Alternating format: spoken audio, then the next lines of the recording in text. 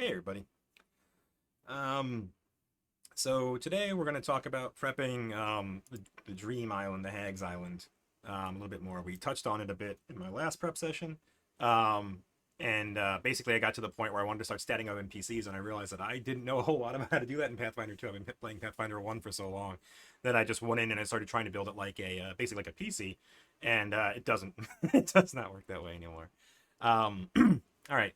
So I was playing around a little bit, and Yellow Pete, LOL, came into the YouTube channel and added a comment explaining that the Pathfinder 2E Toolbox, which I was already using for other stuff, has stuff specifically to build NPCs.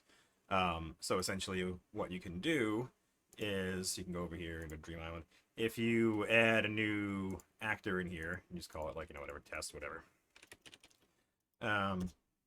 You go to this creature builder, and basically all of the rules from the Game Master guy, here, all of these cool rules for building characters, a lot of them are automated or helped with this. So basically, you pick the roadmap, which is, they have them in the book. Basically, what general type of character is it? Is it a full-on spellcaster, a soldier?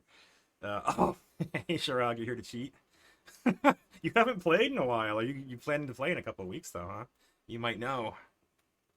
You don't want to see this. You don't want to see. You don't want to see the game. It's behind the curtain. Yeah. Have a good night, buddy. Hope everything's going well. So yeah, so basically you pick the roadmap, the archetype of the kind of character you're going to build. Is it like a sniper, a skirmisher, which is kind of like roguish with dexterity, spellcaster, blah, blah, blah. You pick what you want. You pick a spellcaster. You pick what level you want the NPC to be. Oh, you have to hit the apply roadmap button. And then it changes these a little bit. So basically you can see like it moved its hit points to low because it's a spellcaster, and it moved its will to high. It kind of changed all of these values based on what it believes a level 2 spellcaster is. And then you can go through and tweak them however you want. You can go ahead and say, well, you know what, actually, this guy has a really high perception, or he has moderate hit points. It's spellcaster, but he has a bunch of hit points. And then you can kind of go in and give him whatever skills you want. And that's basically all you need to do. So just real quick, I'm just going to do this just going through. Let's make it a spellcaster. Boom, boom, boom. Leave all those ability scores alone. Perception. Come down here to skills. Like, oh, what is this spellcaster good at? Let's say this is like a, someone who's good at, not crafting, I'm going to do deception, diplomacy, make it like a kind of charisma-based caster, or whatever you want it to be. So go moderate. Let's pretend it's a charisma-based caster. So there you go. And say what other, okay, maybe make it an occult spellcaster, so make that moderate. And whatever. You just pick whatever skills you want, whatever makes sense.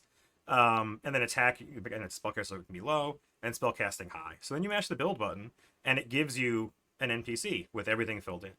Like all the skills you picked are now there. With whatever a level appropriate thing, essentially level appropriate bonus, and it gives you a basic attack. Basically, you can just edit it. Like it doesn't actually do anything. It doesn't use like your items on your sheets like the PC sheets do. So like I'm pretty sure just if I went in and if I added a like a dagger, it doesn't do anything like that. I don't think. Let's find out before I put my foot in my mouth. So it didn't automatically add an attack there with that dagger. If I equip it, does it? I don't think it does. Nope. And in the Pathfinder 1 thing, there's like a make attack button, but I don't think that's true in Pathfinder 2. In Pathfinder 2, at least on the PC token, if you equip it, it shows up in your attacks and stuff like that. But long story short, that's basically it. And then you kind of go over here, and you tweak the attack. You just call it dagger, right? And you go into the details here, and you find out what a dagger does, and you basically change it around a little bit. You say, oh, it's actually slashing. And you can add the traits. Basically, you can, you tweak that really easy.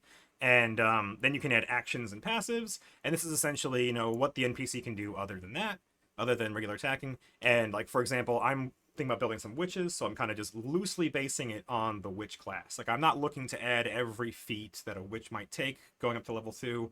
Or things like that. Basically, I'm just trying to think, well, what are the iconic things I want this NPC to do in the fight that, have the action to do that, essentially. And if any passives, things like that.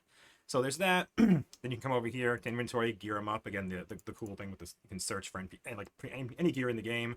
And if it's not there, you can just create a new one and kind of just give it generic stuff. spells, you can go through and figure out how to do all this, but basically, you go like this, you find the cantrips you want, you drag them in if you're building a spellcaster, and it's really, really cool. And you can say like, oh, I'm looking for cantrips only right now. I'm like, okay, Acid Splash is a good one, blah, blah, blah. And you go through and you can say, oh, you know what, this is an occult caster like we talked about. So I'm going to, I guess I can't use Acid Splash, it's not an occult spell.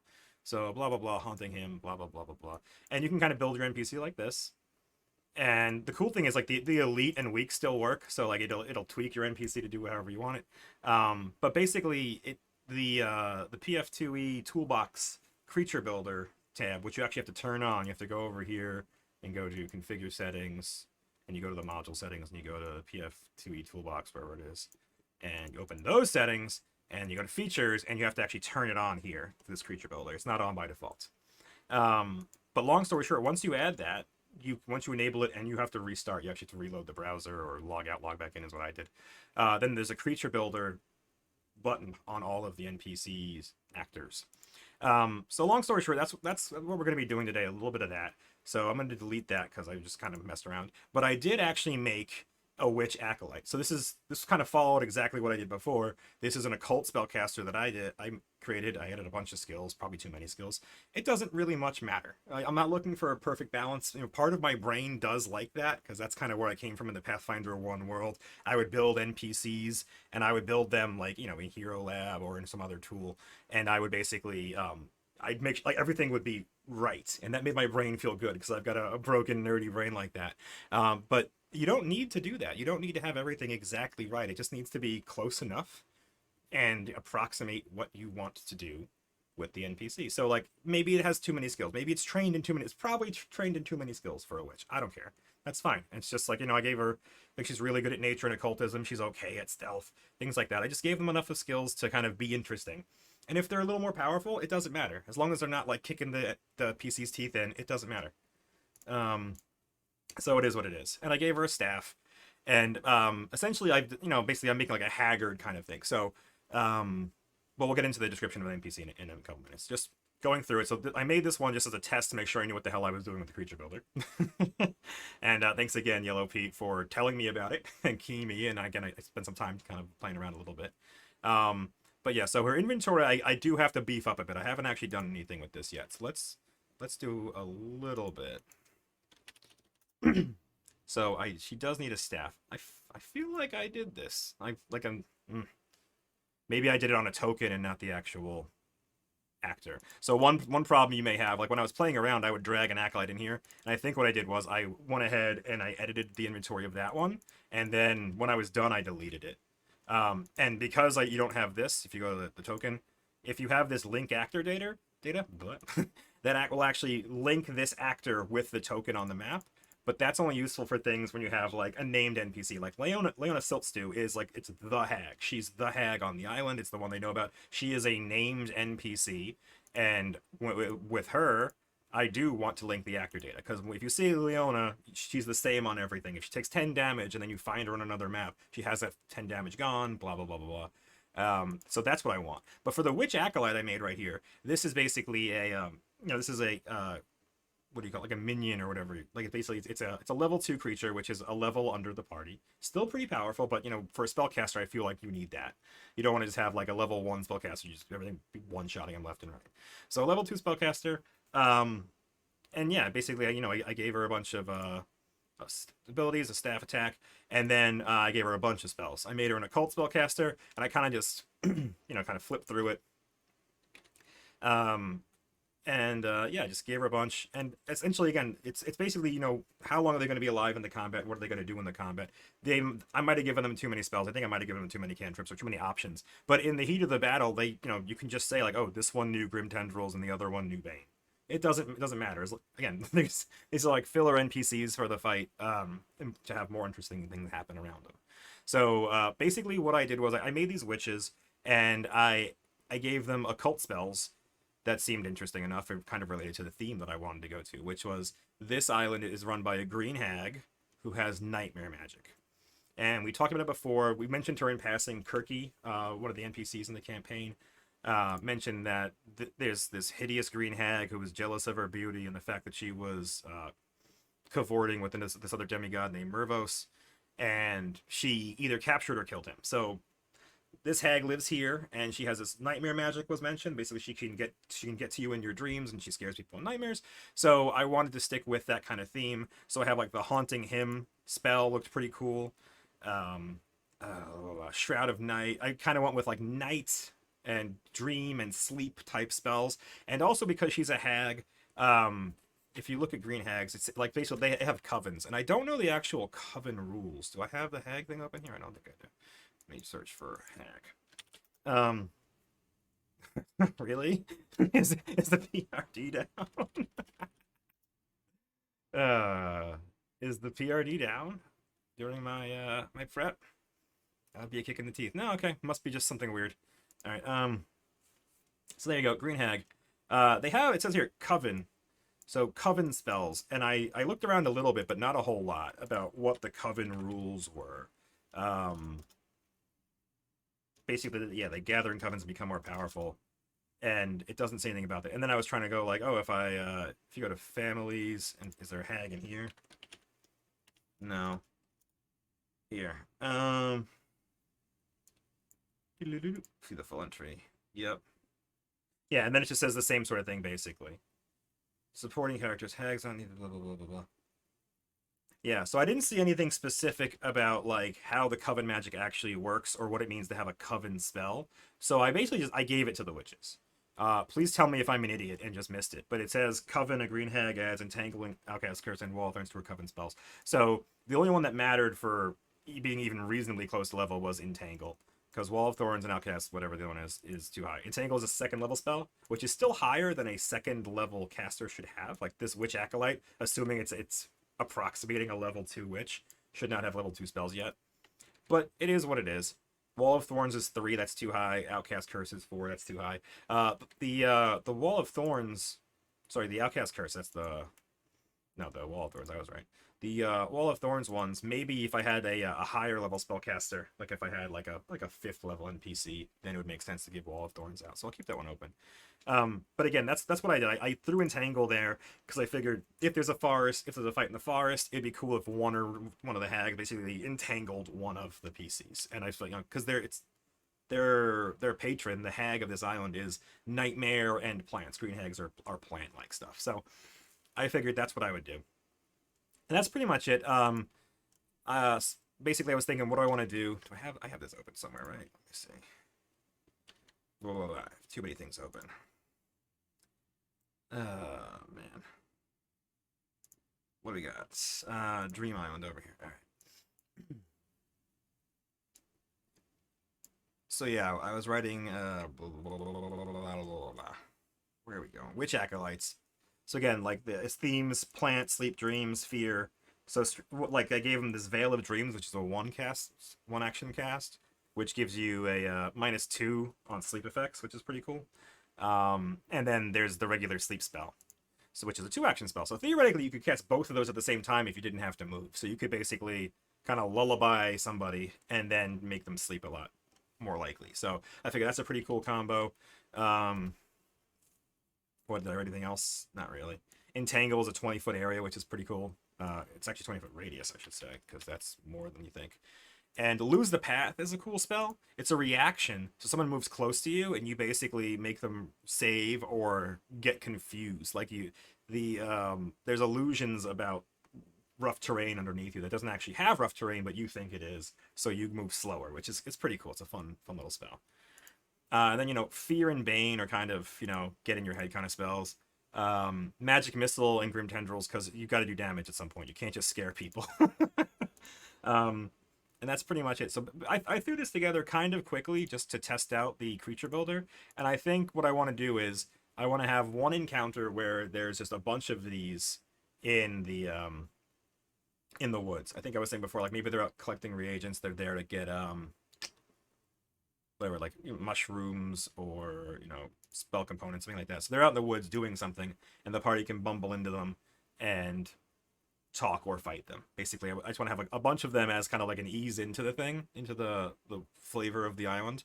And then later, when there's more higher level NPCs, these things are kind of the speed bumps to slow down the combat to kind of help the action economies make the NPC survive a bit longer.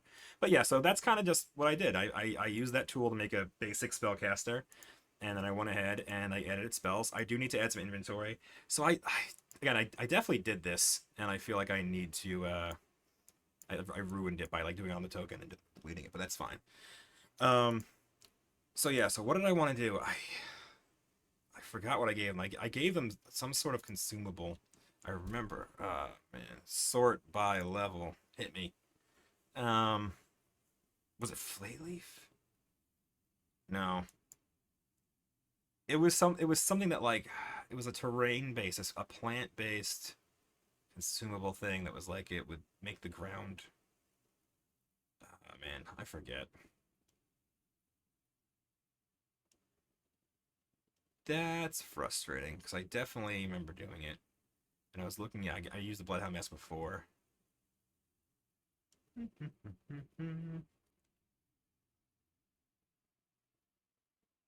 blah, blah, blah, blah. So yeah, I need to give them basically something cheap. I don't want to go ahead and give them too much loot, especially because I'm going to use a bunch of these. The plan is that, you know, you give them, there'd be several of them in a, in the woods, or a couple of them as support for the things. Snaplead's not what I'm looking for, right? Oh. Frustrating. All right, what do you want to add to them now then? If we've lost the thing I actually wanted to give them.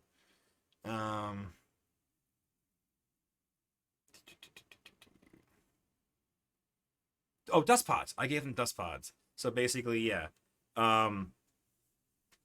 You get a reflex save and you become dazzled. So like basically, you know, they have these dust pods and they can throw them as a last ditch effort. And I feel like they are something that the party could actually use too. So I was thinking of giving them either 1 or 2 dust pods. Give them 1 dust pod and then something else kind of cheap. I mean, there's component pouch would be an idea.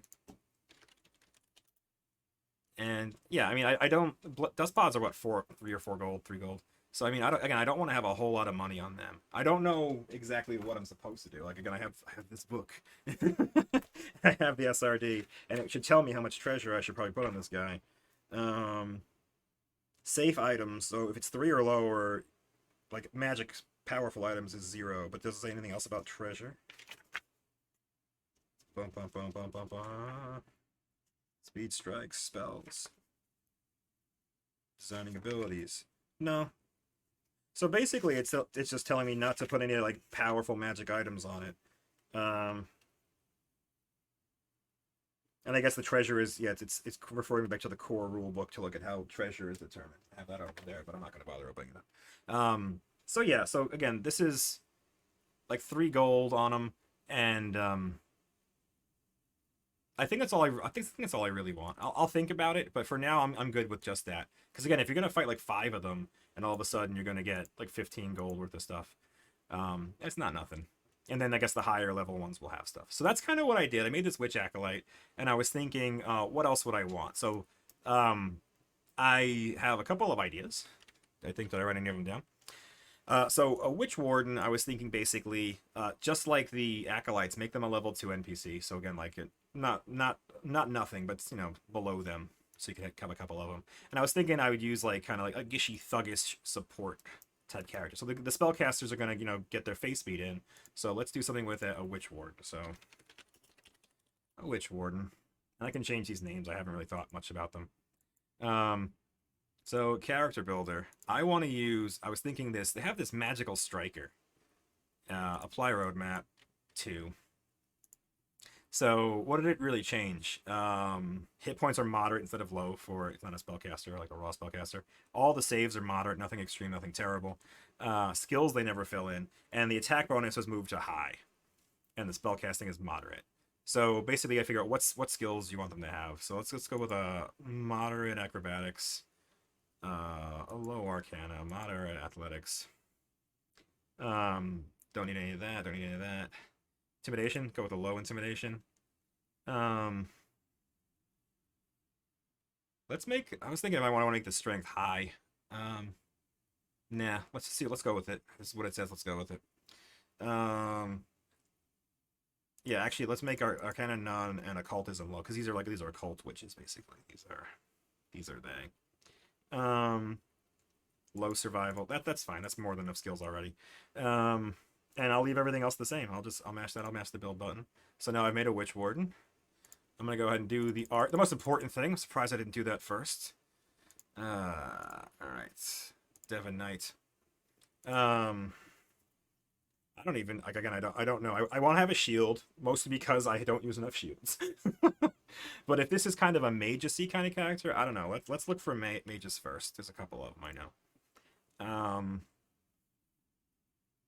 Those are elfy looking ones. It says human, but it's wearing like a weird bug helmet. I don't know what that's about. Elven magus. If I went with a shield, what could I do? That's cool. I don't like the dwarfiness of it. So, something I should mention is I touched on this before, but basically the denizens, the people in the campaign, like the NPCs are bumping into, I want to explicitly not be human, to not be the classic ancestries. I don't want them to be humans, dwarves, elves, gnomes, whatever, halflings. I've kind of just said like basically they're in a strange place. Like they've seen a lot of fae, they've seen demigods, they've seen dinosaurs, they've seen a harpy and a satyr. So basically it's supposed to be like, you know, just the normal people here are different and weird. So I was trying to think what would happen, who would worship a hag.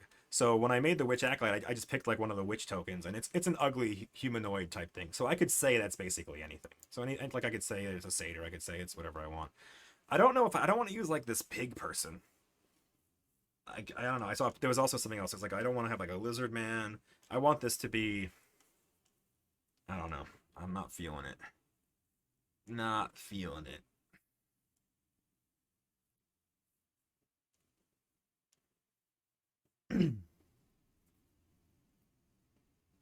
What is this? Half giant? Yeah, that's weird enough, right? But that doesn't seem kind of. That might be good. I was gonna say it doesn't seem witchy enough. Like if it's a gishy kind of character. I kind of like that. I kind of like where this is going. All right. Can I was gonna say can mages even use shields before I get into this? I'm gonna select the art and then I'm gonna prove myself wrong that what I'm doing is not doable. Um, blah, blah, blah, blah. So just generally speaking, the world shield does not appear in here. I mean, you could basically say, oh, it's a fighter witch hybrid or something, or a fighter magus. Or I just don't go with a shield. I just say that he has I want a shield. I'm taking a shield. I don't care. That's fine. I'm just gonna pretend. This is what we do. Hello.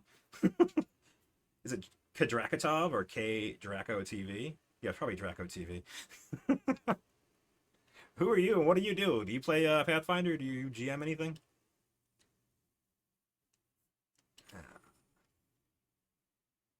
Yeah, I'm making some NPCs. So basically I'm running a campaign. It's kind of like the Odyssey, inspired by the Odyssey. There's like an archipelago of all kinds of different islands, so there's a bunch of random stuff happening on them. And the party ended up being all goblins. So, you know, they were stranded on this island. They talked to this demigod. They have this whole thing going on where some other allies were turned into pigs. It's a whole thing.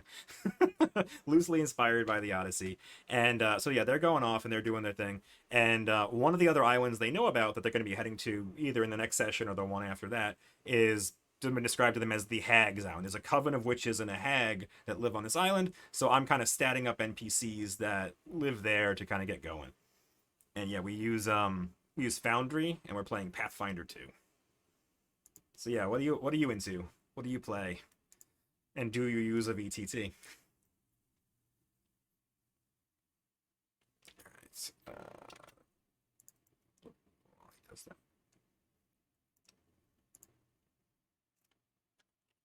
Bloop. Let's go with a battle axe. I want a kind of a brutal gish. I don't like the idea. Like you see all the mages, they're like, oh, we got scimitars because we like to crit with our spells and stuff like that. I'm not doing that. We're going full on battle axe. All right, and give them 1d8, right? Details 1d8. And I'm pretty sure it's slashing, but I'll confirm that when I'm looking. What'd you say? I play Pathfinders and I'm making my first campaign. Oh yeah. 22 NPCs in Pathfinder 20 wait, 22,000 NPCs? What do you mean? You want to have 22,000 NPCs on a single map? Or am I misreading 22K? Because that seems insanity. I think the VTT would die horribly if you tried to have that many things. Hostile or hostile NPCs? So you want to try to run a game with 20,000 hostile NPCs on a single map? I think I don't think that's going to work. I think you're going to have lots of trouble getting that just to run in the VTT, and also just the mechanics of running anything that big. Again, if I'm understanding you correctly. So the battle axe has sweep. We had that. That's pretty much all you got to do. 1d8. It's got 4 on it. There you go. So now he's got a battle axe, right? And you can swing it. And importantly, if I drag the Witch Warden over here, apparently his hit points are a little low, but I'll fix that in a second. And you have strikes. You can see I have mine private. Yeah. You know, the strikes work with the HUD module, which I love very, very much. If you're using a lot of NPCs, and it sounds like you are, if you use multiple NPCs, it's really cool to be able to like grab 2 of the Witch Wardens right here, and then I guess you can't do attack, but you can do all the common skills when you have things like that. So you can have them both make an acrobatics check real quick if you need to. It's pretty cool. I very much like the HUD module. It saves me a lot of time. It works really well with the PCs too. Like here's Even, I just had him over here, and you can see the other abilities he has from from his class. Basically, he has sudden charge as a feat, and he has rage.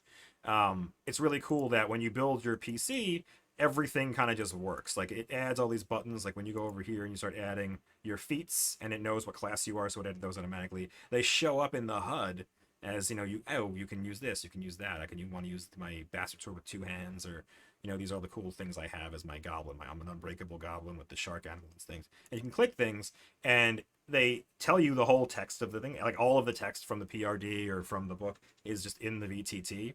And if there are like saves and rolls and stuff like that, usually it'll add a little button to do it. So it's really, really awesome. But yeah, if you're trying to have one big fight with 22,000 NPCs that are actually undead like you're talking about, I don't know how you're going to make that work. You might want to look into, in Pathfinder 1, they had rules for fighting with entire armies. I'm not sure if that was in Kingmaker or if it was in some other supplements. But that's, oh no, it was complete campaign or advanced campaign, or what's it called? I forget. I think it's like complete campaign or something like that, where they had rules for a bunch of different subsystems you could add to the game. They had the downtime rules in Pathfinder 1, things like that. And one of the things they mentioned was fighting with big armies. So if you want to have the PCs taking part in a battle where there's thousands of people, you don't want to run that as literally 1,000 tokens, literally rolling 1,000 attacks every round. That's impossible. You basically want to have giant groups of them doing things and have the groups be affected by how the battle's going. Like this group of undead attacked this city wall or whatever you're doing, and this happened to them. Like they were very successful and this many of them died, or all of them died and the guards succeeded really well, blah, blah, blah. You come up with some sort of structure for the battle is taking place, and then let the PCs join different areas, either as leaders to lead the troops to make them do better, to affect the roles of the troops as a group, or to have them actually jump into combat and just do a small part of it. Like you don't want them fighting, even if you're jumping into a group of 100 undead, and you said like the PCs are really concerned about them breaching this part of the gate, so they head here. You don't want to have them fight 100 ghouls. Okay, you're gonna have a giant labyrinth with. Okay, that's okay. But again, 22,000 NPCs, like having that many is kind of crazy. I don't know how you would do it. I have been playing, I'll jump back to this right now, but there is a map that was made by the Mad Cartographer, which is like a labyrinth. Where is it? One shots. So they have if I go here to view scene. So this is fantastic. There is a YouTube video. If you Google, it's going to take a long time to load because it's gigantic. But if you Google Mad Cartographer's Labyrinth or Mad Cartographer's Maze, I think it is, they have this map. I subscribe to their Patreon, so full disclosure, I support these people out of the gate. But I think this one I actually had to pay for because I wasn't a member when they put it out. And I bought it easily because it is fantastic. First off, there's a lot of cool, what do you call it? Animation and stuff like that. You can see like over here, the gears are running, and the map is fully ready with all the doors and the walls were all put in. There's like this thing fills with water. They have different different tokens. Like you can kind of get rid of that. If I delete it, I think it is. I forget. Yeah, so you can see that now there's no water here and those are moving. So like there are effects in the game and there's sound everywhere. If I go over here to like the music thing, he added ambient noises to various places.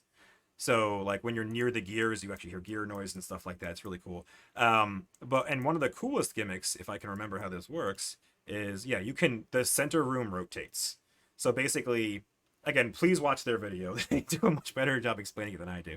But essentially, the party comes in through here, and when they come in, obviously that part is open. Like I said, it has to be like that, and they can move through the maze. And basically, there's like skinny passageways and thick passageways, but essentially they get to one of the corners, they get to one of the areas where these big things are, and when they do that, you can make the center rotate 90 degrees. So then they do that, they hear some big stone moving behind them, stuff like that, and then they would come back out and they would hopefully notice that the room has changed. And the way that they set up the vision, which is kind of cool, is they removed like the fog or whatever you want to call it. So it's not like you see something and then you see where you left. Like once you turn the corner, it goes black, goes solid black. Because if the whole thing was visible normally, like if it was like fog, then when I started rotating, it would be very obvious that it had happened. If you just have a really loud stone noise, you hear the stone shifting, then they eventually come back to the middle. It's like a mystery. What happened? They come back to the middle and they have to realize it's different. They have to realize that, hey, the way out isn't there anymore. And they look around and they see that other pathways have opened up. So that's the gimmick of this thing. And there's different sections and they have different stuff going on in them, but that's kind of the gimmick. And there's all this lightning. But basically, I was thinking I wanted to have a labyrinth because, again, kind of the Odyssey Greek inspired, Greek mythology inspired, stammering, Greek mythology inspired campaign. I wanted to have a labyrinth with a minotaur in it, period. And I was going to use map tiles to build my own labyrinth or figure out how to use dungeon draft or something like that. But I just saw that this map existed and I just said, yes, you know what? I will make this work. I haven't done it yet. This is one of my future things to prep, but it is kind of like one of the low-hanging fruits of Greek mythology that I kind of want to throw in there. I want to have if you honestly want to have 22,000 NPCs on a single map, I would tell you to reduce the NPC count. I would tell you to maybe make it several separate maps. Like if your dungeon's going to have different layers, would be any idea, then you could have different maps for the layers. Because I think just physically having to load that many assets is going to hurt your computer running it, or wherever you're hosting, if you're hosting it in the cloud. And it's going to hurt your players when they're trying to load stuff. I think even when you load in, I don't know how smart Foundry is about what's the word? I don't like loading assets on demand, like lazy loading assets, as opposed to loading everything at once. I think when you connect to a server and you get pulled into a map, I think the system tries to download all the art that it knows is there, even if the player can't see it, so that when the player does see it, it snaps right in. It doesn't have to go download a new token file or a new image for something that you had in a room. I think I could be wrong. Maybe Foundry is smarter than that.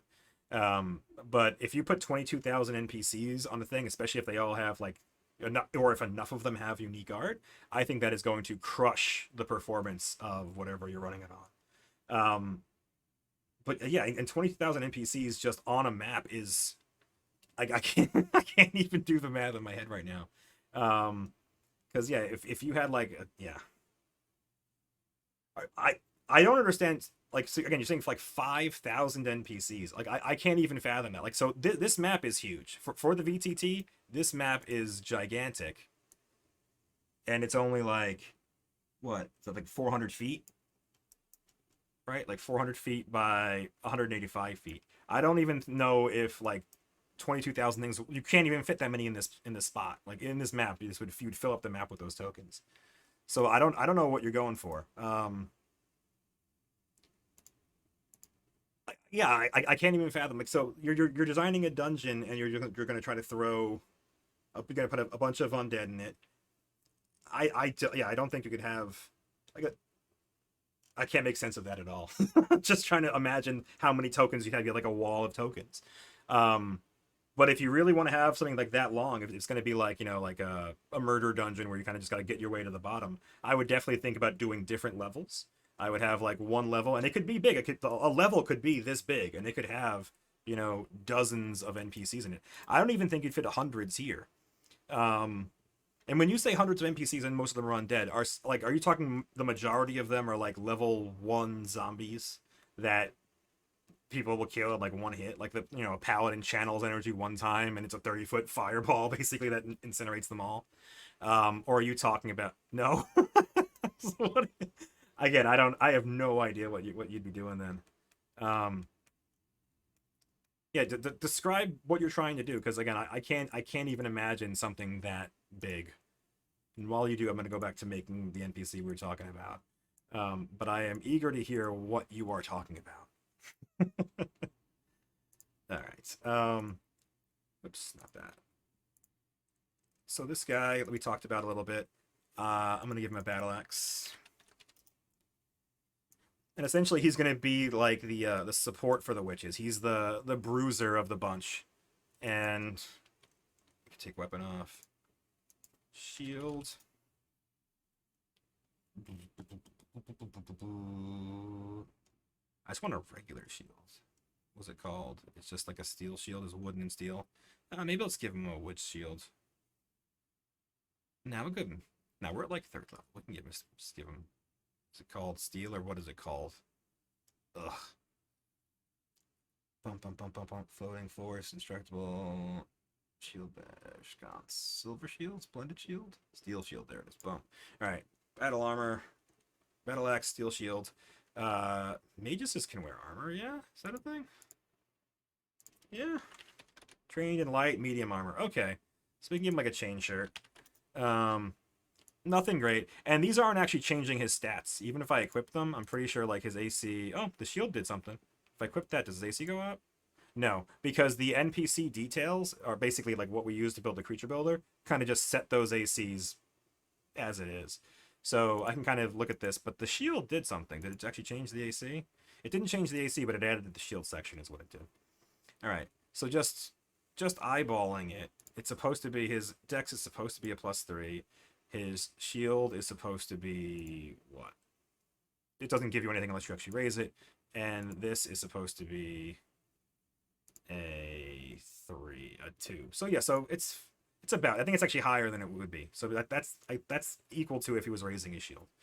So there you go. That's fine. And then this is just some loot that they can find on him. I should also throw some coins. I haven't done that yet, but I should really just throw some coins so the party has more money. But that being said, I don't have a store. I haven't had an NPC to trade with at the moment. So let's just go with that for now.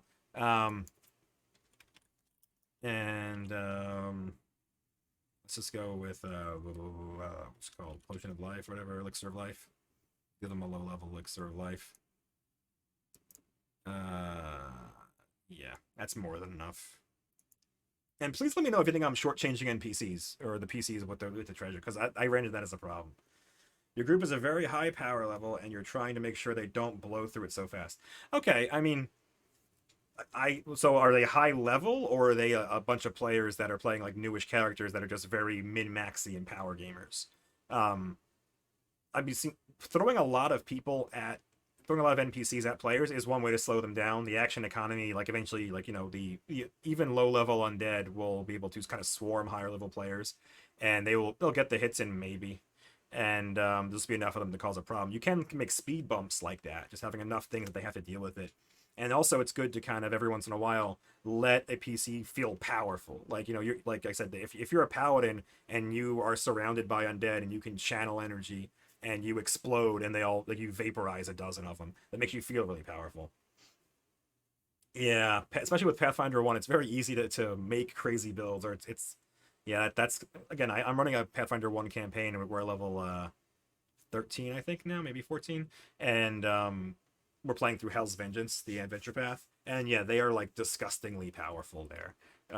Like there's a Slayer, there's an Arcanist, there's an Oracle, and a anti-paladin, and they just slaughter everything. Like they have all these NPCs that you build up, and you plan, and then all of a sudden they walk in there, they kill them in the second round. Like you have a spellcaster in your mind, you're like, okay, first round they cast this, second round they cast this, third round it's already dead, it's gone.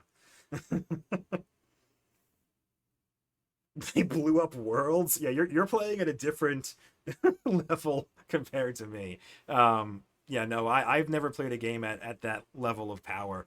I have no idea how that works. And like thousands of NPCs, I don't know how I would even come close to running that. Um, yeah, if you're talking about literally destroying planets and fighting thousands of things at a time, that's not something I've ever done. Um, like I said, I've gotten to like level 15 or 16 in a Pathfinder 1 game. And that's pretty much as high level as I got. We were not destroying worlds. All right. So let's look at spells. Let's assume that they have only a handful of first level spells. So, and the cantrips, obviously. So let's go with occult cantrips. And let's just take a couple of fightery type ones. What's Forbidding Ward do? You ward an ally against the attacks, blah, blah, blah. Status armor class. That's fine. Yeah, let's go with that. Because let's say these are protectors of the witches. Showing pasts? What's that do? You bring the mental communion. Nah. Go with message. Protect companion. That's specifically for your Eidolons and stuff. I guess I could have used the shield spell instead of the actual. I'm gonna use the physical shield though. F it. I want the real deal.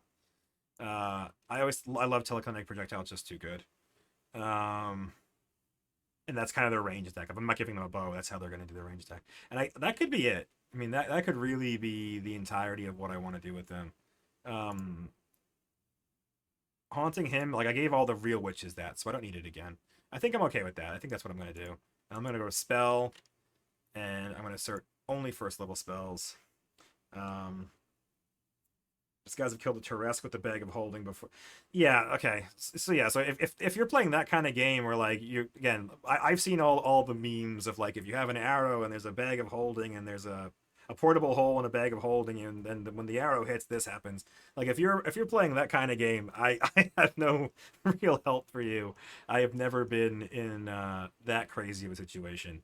I definitely have some power gamers in my group. I know people love to twist and squeeze every +1 out of their build that they can in Pathfinder 1. But I've never had physics debates about how an arrow would break and go with that. I've never had that happen.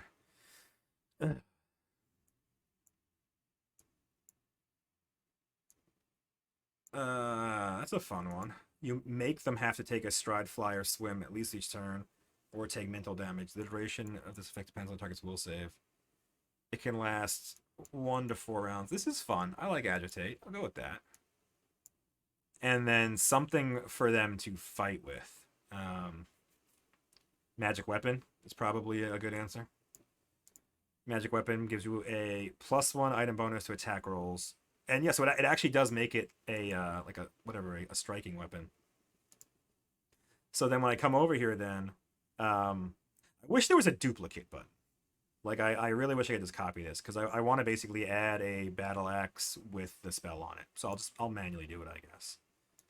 So if I go ahead and go battle axe, and I'll put a star next to it because I don't really want the players to know what the star means, I guess.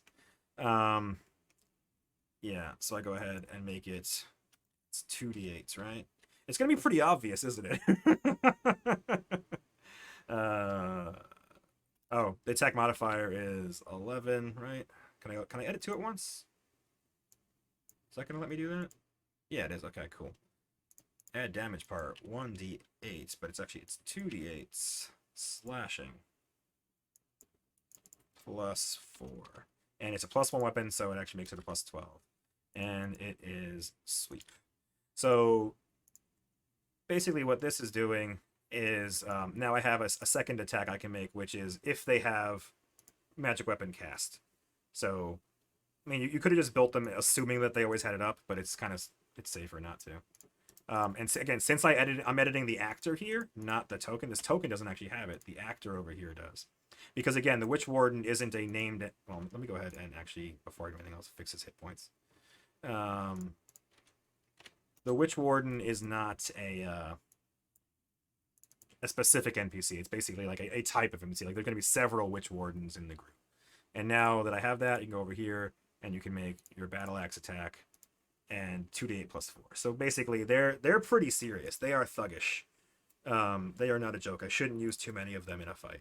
But basically, they're there to be like a speed bump, kind of like what we were talking about. They are there to be a martial speed bump with a pile of hit points and decent armor, and I want them to have the shield reaction, essentially. So I'm going to come back over here, Witch Warden, and again, since I don't think there's an easy way to drag abilities and stuff onto it. Like, if I come over here to the compendium browser and I go to like feats or actions, or maybe you can drag actions. Let's find out how that works. That might actually work.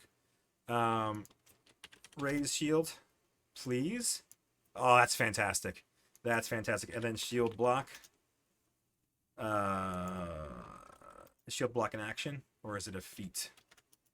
Maybe it's not. Let me see. Shield block. You gain the shield block general feat.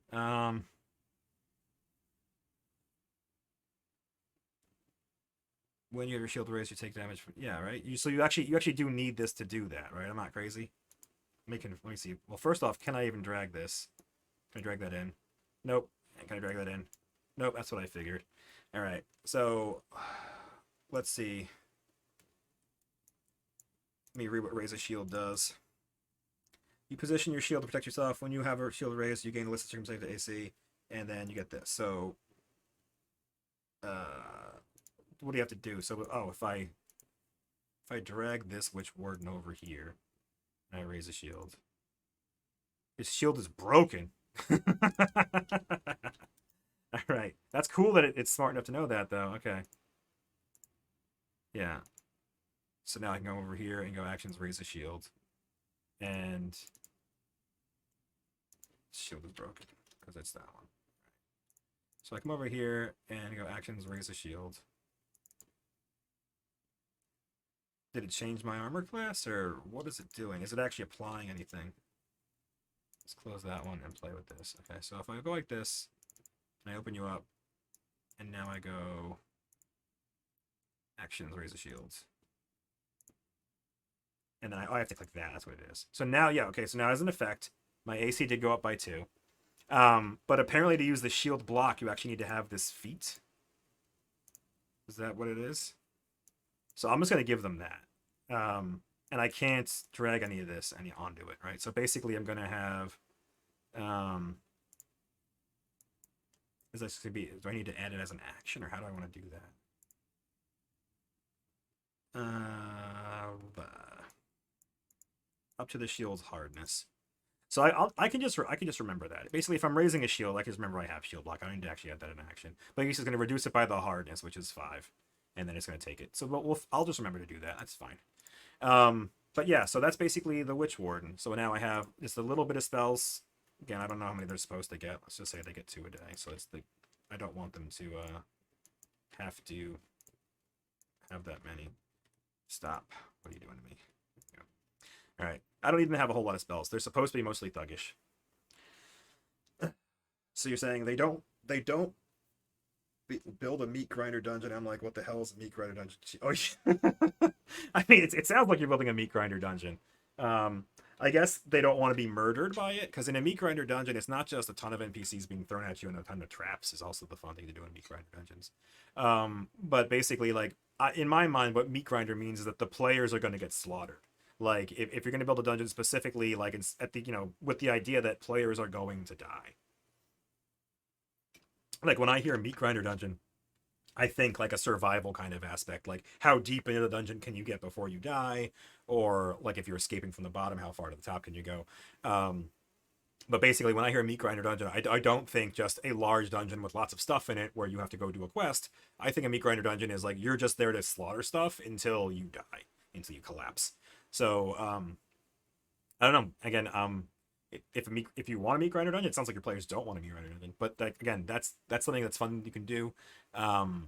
And you can kind of do a lot of that on the fly, especially with Pathfinder 2. And I guess Pathfinder 1 has like a decent bestiary too, but in Pathfinder 2, I think you have like everything. It's pretty great. You can just kind of drag things in. You're like, oh, you're in the next room, and 1, 2, 3, you drag a couple things in, you set some art, and you think, okay, now you have this fight ready to go.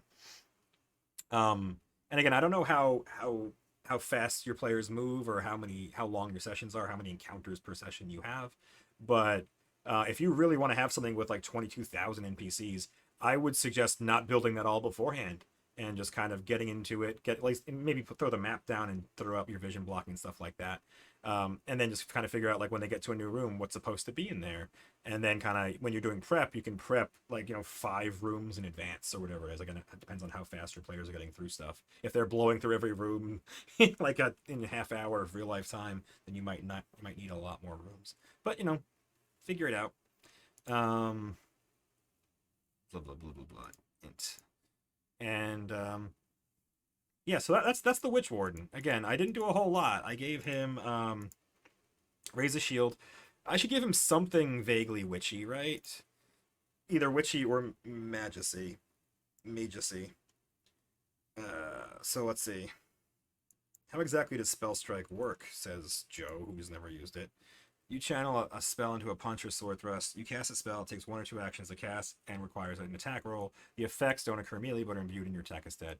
All right, so my first question is, what spells did I give you that were majesty at all? Agitate. It's 30 feet, so I don't have to touch anybody with it, but it'd be kind of cool.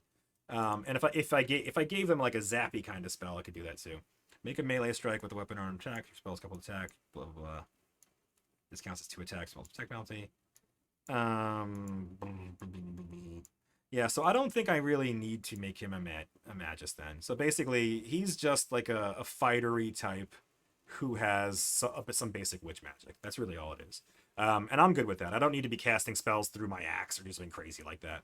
I'm just going to have him be a guy with an axe and a shield who is going to bash the crap out of you. And he looks weird. He's dressed in furs, and they called him a giant or half giant, but whatever. He just looks weird. And I need to figure out now what the hell they're going to be. So like I said before, I don't want them to be just humans. I want them to be like a fantastical creature. Like I want them to be fae or something like that. And I don't want to do a cult of lizard men. I don't really want that. So I'm struggling because like in my brain I just want them to be humans, but they're not. So I'll figure that out in a little bit. But anyway, so I got these Witch Acolytes, which are like caster minions. I got these Witch Wardens, which are caster minions. And that's pretty much what I needed in terms of minions. So now basically I can start thinking in my head, like what other encounters, like what kind of maps do I want to have those on? And we talked a little bit about I want to have them out in the woods kind of getting reagents and stuff like that. So just real quick, gonna go through some maps. If I go my go-to, I support a bunch of different people on Patreon, but Gabriel Picard is someone that I support a lot, and I bought pretty much everything they have.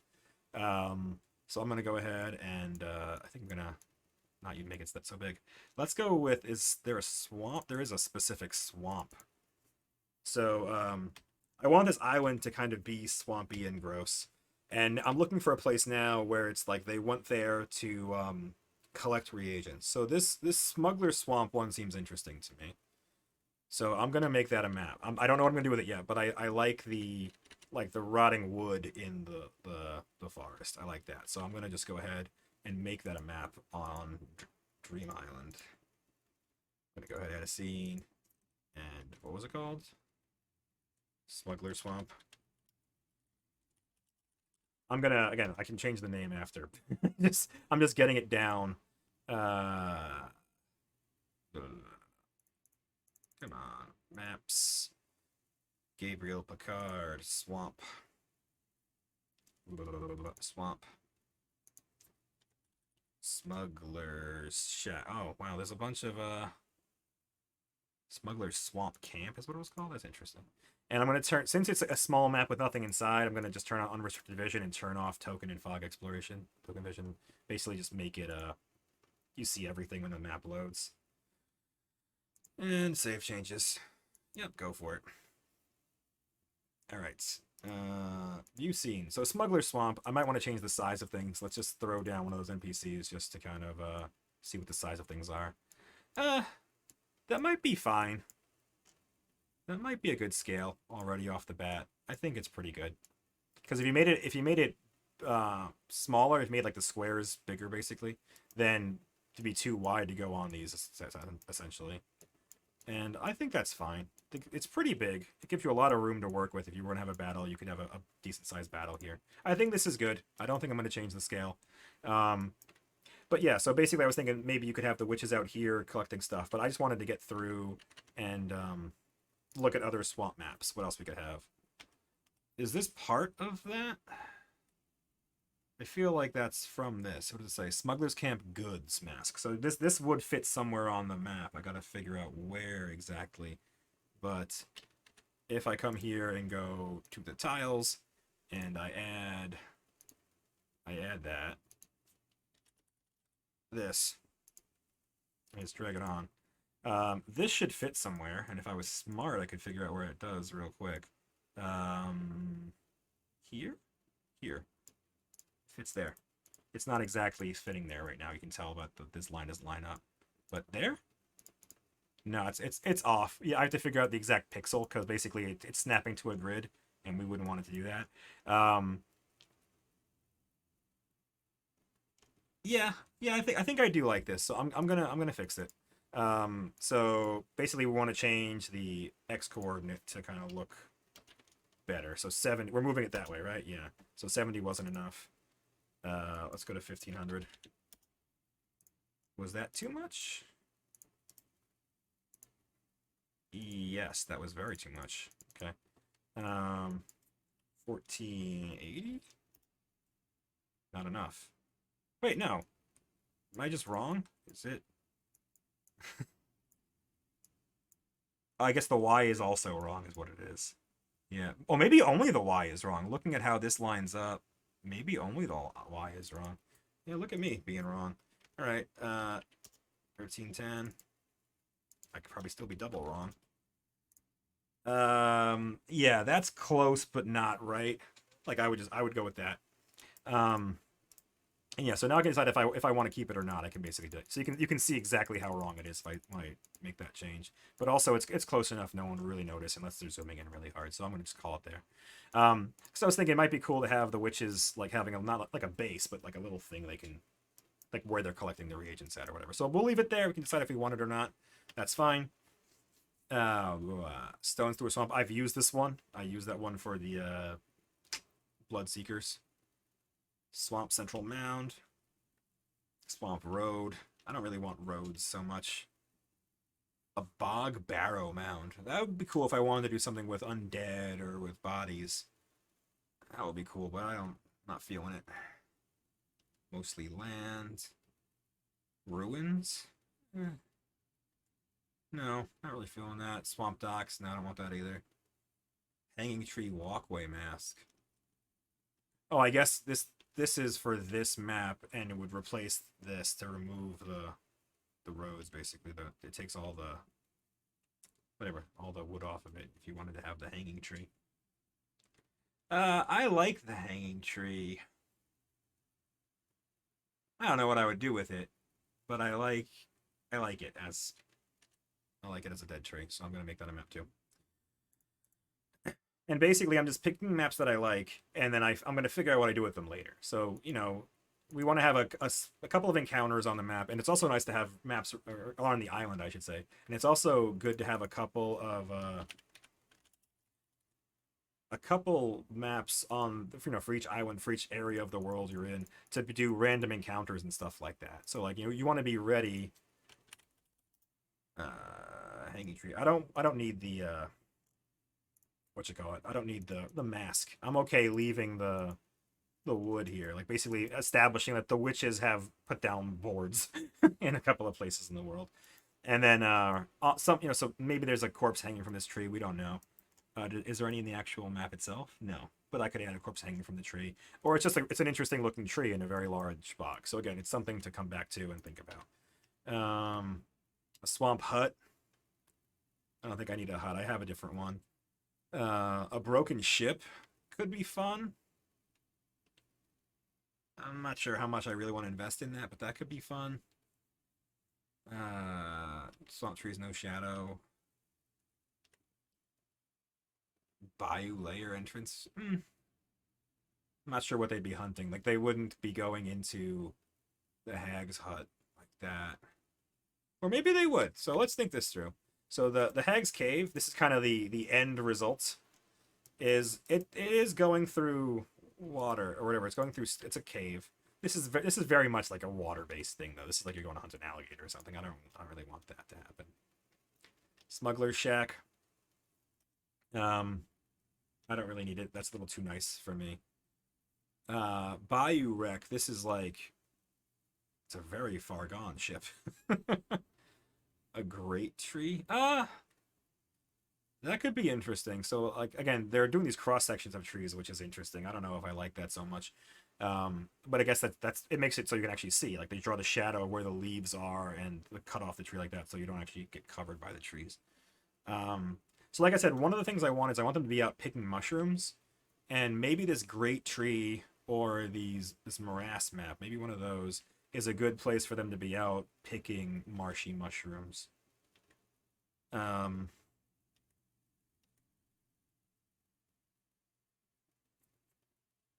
Yeah, I'm trying to think in terms of like tactics of the map. I think this one might be cool because you can give the trees like blocking vision essentially, and make it so that people can take cover behind the trees. I'm kind of feeling that. This one looks interesting too, just because it's a big massive land, but I don't know what I would do with it. Do I want the big tree or not? There's already a hanging tree map, so I feel like I don't want to go too hard on those type of maps. So I'm gonna go ahead and go morass. Oh, I created a folder, not a map. And same thing. I might actually leave token vision on, and I'll show you in a second why. Because again, the trees I think is what I want to do. So morass, select file. Save changes. Yep, go ahead and change the scale.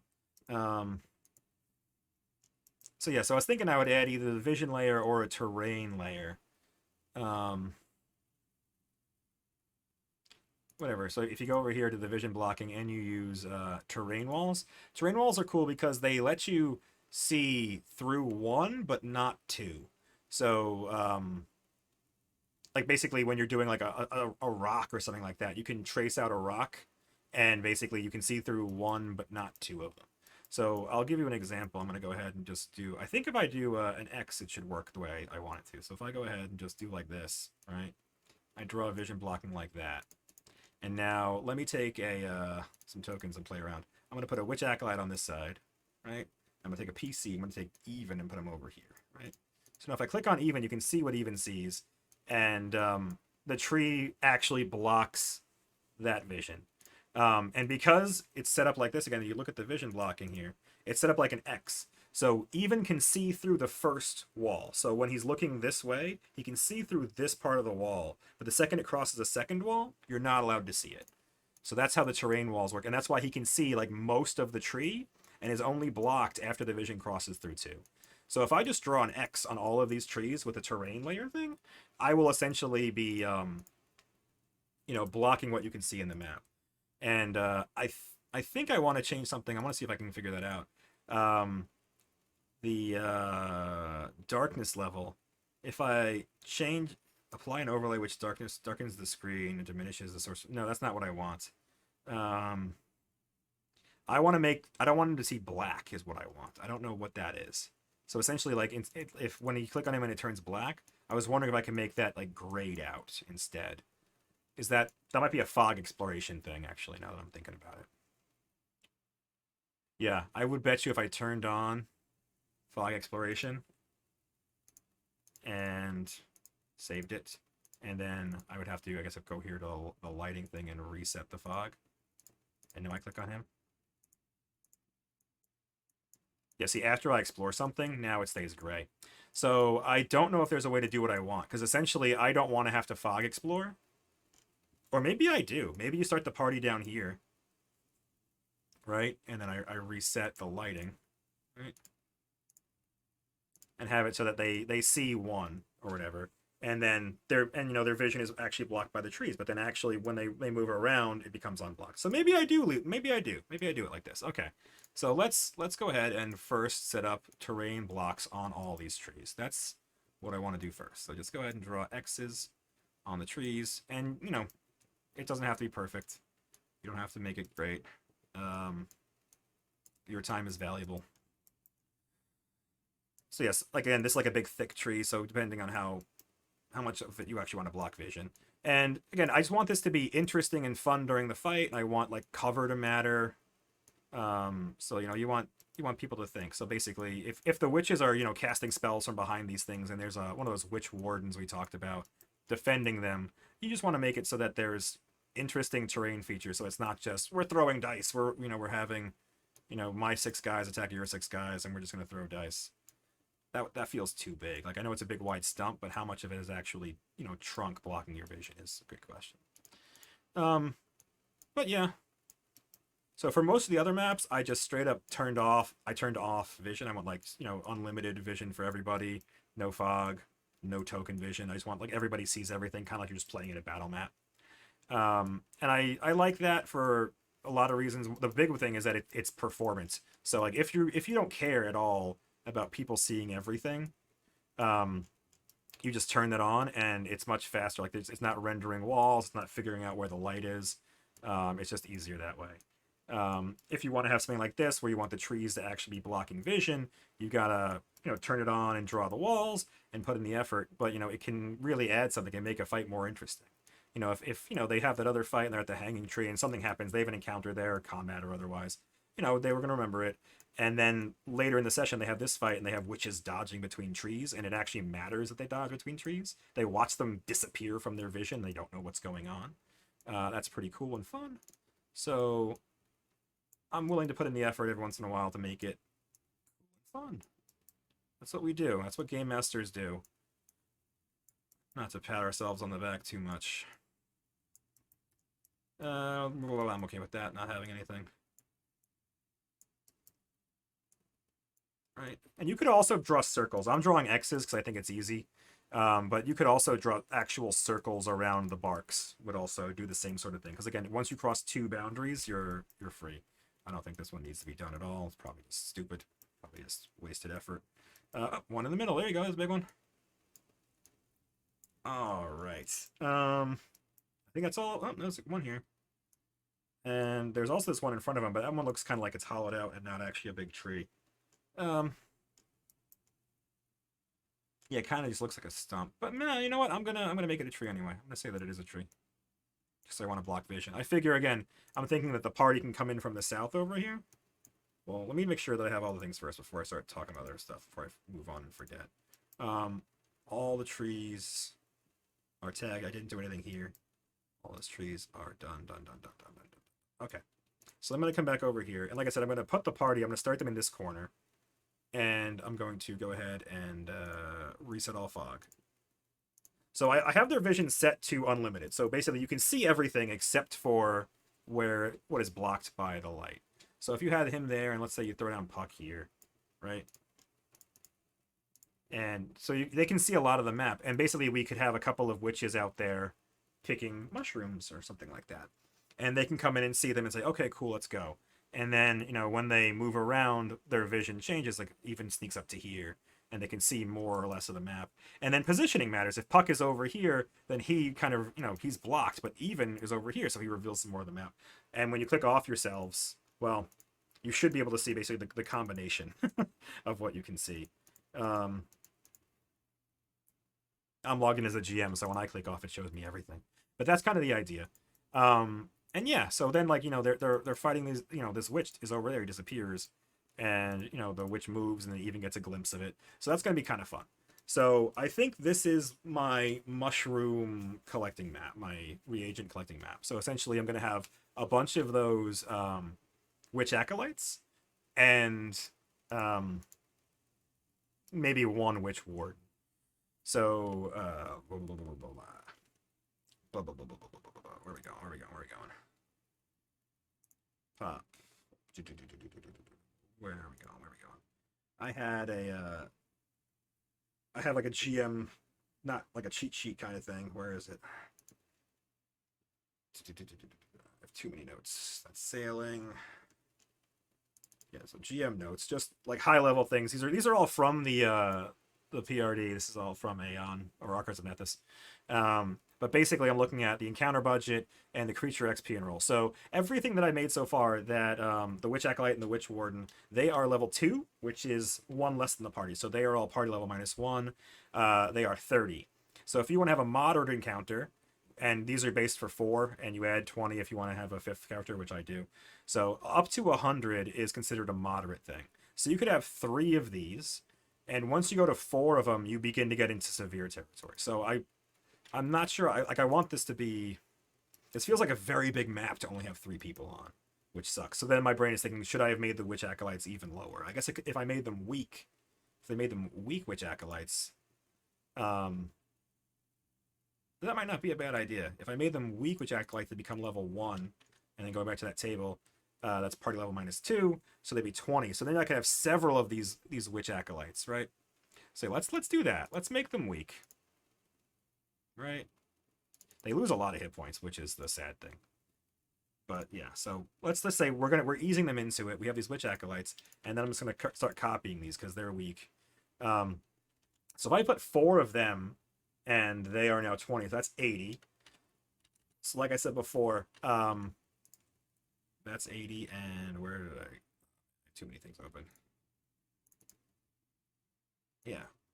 So I have 80, and if you want to get to severe, you start getting to 120, 150 with 5 players is where you get to severe. So I can go up to 100. I have 80, and then maybe I toss a Witch Warden in. And maybe I just leave him as normal. So he's a level 2. So he is party level -1. He is 30. 30 and 80 is 110, which is still under severe. So this seems interesting. So now you could have, I could probably even throw another Witch Acolyte in here, and maybe I would do that live. Like maybe I'll copy another one and have it over here, invisible, and I would set it up so that the if it's going really well for the party, I could just drop another one in, essentially, have it ready to go. But another cool thing you can do that I forgot is when you're done with the map, you can create this wall off the edges of the scene, and it kind of just adds a box around it so that they can't see the gray area outside of it. Depending on what you're doing, like sometimes if you want to have a map where you can run off the side or things like that, you can kind of leave it off. But I like boxing it in a bit. And yeah, the idea is that we put the party down here, and they would bump in, and they would see some witches. And I want them pretty spread out, right? You want to have one of them plainly visible at the start. So again, if you're assuming the PCs start down here, you want to have one that's plainly visible, and then have other ones around that are behind things that the players can't see, right? And then the Witch Warden, again, you don't want to make it look like I'm not hiding it explicitly from them. Why can I see that? Let me reset the fog, but I don't think, yeah, let's find out. Why can I see that person? Oh, can Puck see there? Yeah, so I can get a little glimpse. So basically, maybe I want to do a better job hiding them. But what my idea is that you want to set it up so that they're kind of behind things. I could also make them explicitly invisible at the beginning, and then change them when I think they're actually visible, like when they can see them. Like it's essentially they're stealthing around, or they're not plainly visible. So I could do that. Another thing I've done in my games recently is I've added an outline to the tokens because people have had trouble, especially with like brown or green earth tone type stuff. They've had trouble getting the seeing it essentially against the backgrounds, which tend to be earth tones as well. So yeah, so we've had problems with that, and I just started adding this outline to kind of help out. Also, one of our players has color blindness. I'm not sure which type, and I'm trying to help him out, make sure he can see everything that's going on. So yeah. Yeah, so maybe I'll make a couple of them explicitly invisible. Or maybe I'll leave this one too, right? Yeah, do it like that. And then basically you make it so they can see 1 or 2, and maybe the Witch Warden, or maybe I leave him invisible too. To make it so that when they start, they see, oh, we're moving through this woods, and they come upon these people that are like at the base of this tree picking up mushrooms and stuff like that. And yeah, so that's pretty much it. Now I'm going to write down a bit about what I have here. Did I actually? Where is it? New Island. So blah, blah, blah. I have a list of encounters. Do I not? Do I not yet? Okay. Yep. Blah blah blah blah blah. So I'm gonna go ahead and go like this. Collecting reagents. I'll call it morass is the map it's on. So 4x weak witch acolytes,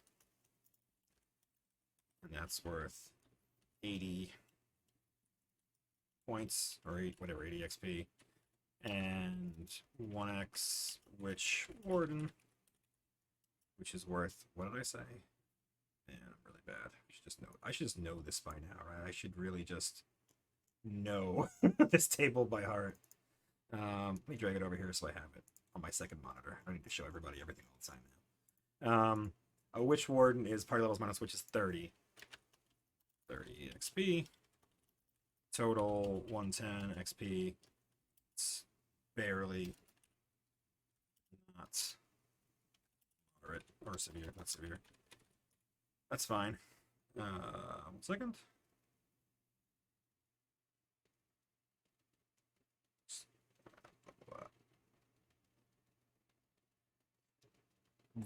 Yeah.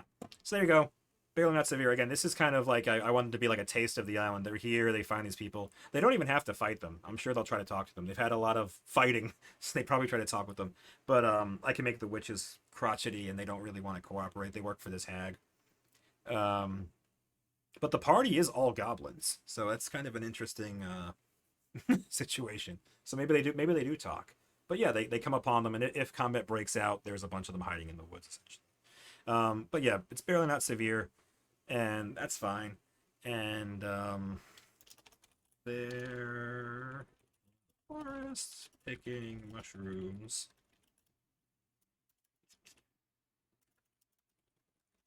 And spell reagents components.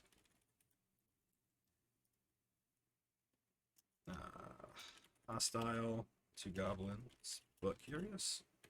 I've kind of played a lot of the NPCs in the game as being curious about goblins, and I should probably try to break that. In my mind, it's funny and or curious that we have an entire party of goblins, and that's just how this one worked out. There's a story to that, but we don't have to talk about it. But yeah, the PCs all decided to make goblins. So in my head, it's like, it's not just like, oh, you got one goblin in your party. That's neat. You're a group of tiny green-skinned people with like dagger-eye teeth. What's up with that? And like, I haven't seen a lot of goblins. Like, what's going on with that? So who are you? Like, you're not humans. You're not elves. You're not the Fae or whatever. What's going on with that? And I've played a lot of characters as interested in learning about goblins. But we probably shouldn't do that too much. They serve their hag. They view the goblins as trespassers. They have no interest in trade or anything like that. The only thing that works diplomatically is asking to meet their /hag. So basically, they can have a fight, and if they try to talk them down, the only thing that they would really care or listen to is like, take me to your leader, essentially. If they know there's a hag, if they know her name is Leona Siltstew, mentioned by name, then they might allow them to pass or escort them somewhere, or somehow do something to communicate with the rest of their coven. But yeah, I want them to be hostile, treat them as trespassers unless they do something like that. And they do know the hag's name, and again, they're going to talk to Kirkee. They're going to go back to Kirkee's Island to deliver those eggs and to pick up some dwarves, like we talked about in the last prep session. So I figure maybe they talk a little bit more about the hag, and we can kind of build a bit more on that. So yeah, so that's pretty much what I have there. And again, it doesn't have that's all it has to be. That's all this fight has to be. They're moving through the jungle or the swamp. They find some witches. They can talk to the witches. The witches are hostile. The witches want to fight them. You give them a couple of rounds, a couple of things to say to calm the witches down or to do things like that. But maybe, you know, this witch is talking to them while another witch is sneaking around that they can spot moving around one of the things, or the Witch Warden is coming by. Yeah, so if this is the one I want to be visible, I'm gonna make that one 2. The numbering matters a little bit, right? Because like if they see 1 and 4, then it's a little little bit of a giveaway. So let's make it 1 and 2 as the plainly. Whoops! Why did you move like that? That was a bit. It seemed like a bug. Moved the same one to where I moved the other one. But yeah, so have like 2 plainly visible, picking out reagents, and the other ones I explicitly made invisible that I can make visible when they come by. But yeah, so that's pretty much it. Now you have 4 tiny witch acolytes, which again they've been weak. I made them weak so they can have more of them, but they still have spells, and their spells still do damage. I don't think it does. Does magic missiles or grim tendrils factor in weak? I don't think so. Right. Maybe. Let's see. Yeah, I think it did. Where's the? It came like with a -3. So like maybe that is the weak. Maybe the weak is coming in there because it's supposed to be 1d4. Is it 1d4 -1? It's odd. Doesn't feel like right to me. 1d4 +1. Why do I have a -4 on that on damage? Is that the weak? I don't know. Is it double applying weak? It feels like it's double applying weak there. All right, whatever. We can figure it out though. We can do that live. If the math doesn't work, I can always fix that. Let me cast Grim Tendrils now too. Damage. Yeah, it's definitely double tagging the weak in the spells for some reason. That's fine. I can just add 2 to it. It's not a problem. But yeah, so the gimmick here is that these weak acolytes will be just an introduction, like, hey, there are witches, there are spellcasters here, if you're fighting them. Or maybe they even see one of them use some magic. Like this one's picking up reagents, and maybe you watch as like an unseen servant nearby actually puts it into her bag, or she uses a mage hand or something like that. So you watch as she's doing something, and then like something magical happens nearby if they're just spying on them for a little bit. And that's it. That's kind of the whole thing. The party can figure out what they want to do. They can talk, they can fight, and when the fight happens, it erupts, and there's some terrain that matters. You can say that, oh, some of this, the swampy terrain is rough terrain, so that makes it a little more interesting. You want to stay on the higher ground. And that's it. And then I got this Witch Warden, which is a full-strength Witch Warden, which has, a bunch of hit points. It's going to have a shield. And that's it. That's all we got to do. That's all it is. And the Witch Acolyte, like I said before, they have Entangle, which was, from their Coven power. They have this sleep-based magic. They have Fear. They have mage. They have mage armor, which is already accounted for in their stuff. The weak made them weaker. What else do they have though? Only him. I thought there was something I wanted to talk about, but I guess not. Oh, they don't have familiars. I don't have any familiars set up. Maybe I'll just leave the Witch Acolytes as like they don't have one, or they have something small. They all have like a frog or something. I gotta make a note. I'm not sure I want to do that right this second, but on Dream Island, I need to go ahead. Witch Acolytes. Add familiars. Yeah, so maybe we just add a bunch of frogs, something like that. But again, I don't plan to use them. I'm not going to be doing any of the familiar stuff with them. I just kind of want to have familiars around and about. So maybe I just add frogs or something like that. Let's see. Do they have a nice, easy frog I can just drag in and pretend it's a familiar? Frog or toad. Spear frog? What's a toad look like here? Giant toad? No, so I want a frog. I just want this level 0 frog, a spear frog. What size are you? Tiny. Alright, cool. So I can drag this, I want to put it over here. A spear frog. And I'm going to edit it. I'm just going to call it a frog. I have to edit it on the prototype token too. There's a module that I looked at but didn't actually download yet, which is called sync token names or token name sync or something like that. And it's supposed to do that. It's supposed to make it so you only have to edit it on one spot. My art tokens. Devon Knight. Frog. Frog Hemoth, of course. But Toad. Yep. I'll pick you. Sure, why not? And, I guess I'll call it Toad. I wrote Toph. I'm the best. Did the image get set? Yeah, it got set. Okay. Toad. Alright. And then if I drag this Toad in, like, does it even matter? Like, basically, I'll add one. And I'll copy it over here and make it invisible in case I want more. But basically, there is a Toad. There is a Toad familiar on the map. All right, there you go. And that's pretty much it. That's this map settled. I would add them here. I'd reset the fog before I started, and that would be that. That map is done. I might want to rename it. You don't want to just call it Morass. It sounds a little intense. But that's pretty much it. And yeah, that's the first one done. That's it. That's really all I really needed to do there. That's it. And I could come up with some strategy for them, but I don't really need to. Again, this is just a taste. The Acolytes are supposed to be, they're weak, so they're supposed to go over quick. Like, I'm pretty sure, like, Squirrel could kill one of them with one bolt at this point, and maybe even with his attacks. If he does his shark jaws. Can he, he's not raging, but he did 14 damage. That's almost enough to kill them. That was max damage, to be fair. So maybe he can't. But we'll see. I'm sure that they'll go down fast. And again, it's a taste. Like, there are witches here. There is some weird Witch Warden type character. And that's pretty much it. So that's that. Do I have any art? I was looking at getting some stuff. I don't think I have too much, though. I have this Green Hag, which is the official Pathfinder 2 art for the Green Hag. And I have this white-haired witch. So this is another thing I think I might want to build today. So I have wanted to play a white-haired witch in Pathfinder 1 for a long time, and it just never happened. I've only played as a player in a handful of games, and I've run. I'm a forever DM, forever GM, whatever you want to call it.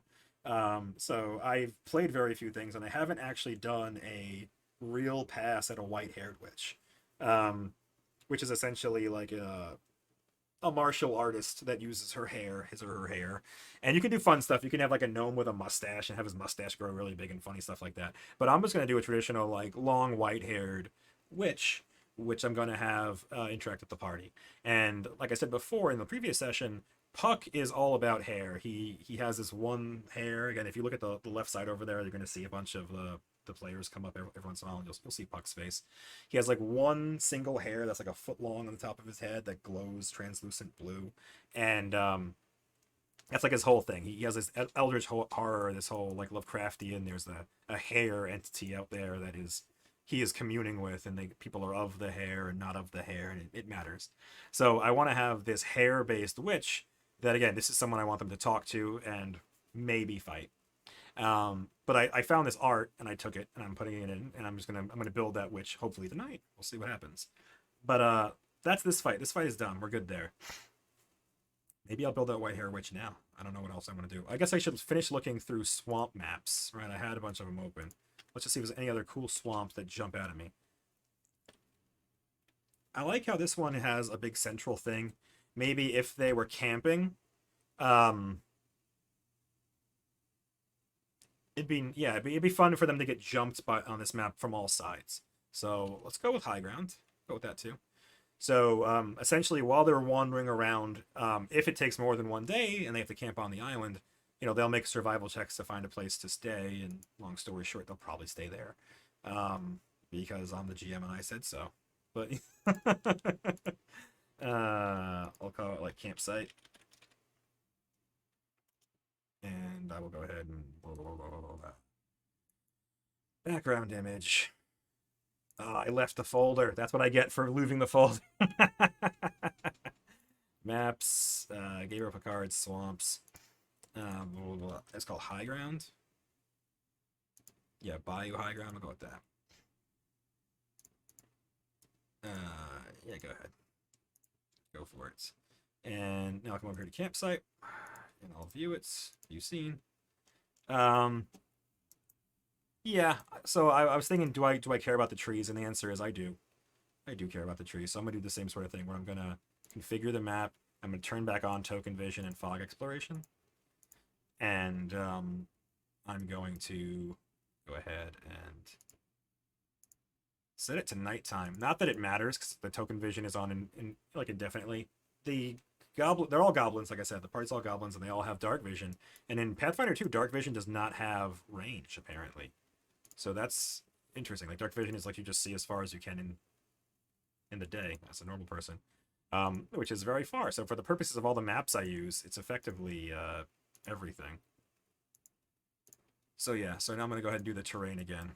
I guess I made it nighttime because I want it to be a nighttime map, but it's more annoying to edit the map when it's nighttime, I guess, but it doesn't matter. I'll go ahead and just do it.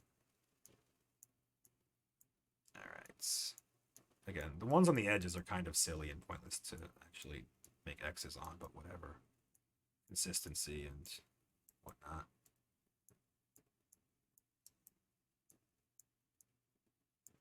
Again, doesn't have to be perfect. Don't have to be exact X's. Don't have to exactly go through the center. Don't have to exactly cover everything you want to cover. It's up to you, man or lady. You feel what you feel, how precise you want to be, but it doesn't have to be perfect. If you make it exactly perfect, your players will not notice. If you make it less than perfect, your players will not notice. They will see something cool happening, and they will like it or not. They won't know that you were 10 pixels off or whatever. Again, my brain sometimes wants that. My brain wants it to be like, oh, that X is not perfect. But whatever. You just keep moving on, man. You can't spend your whole life doing this. You get some more important things to do than putting X's on the maps exactly correct.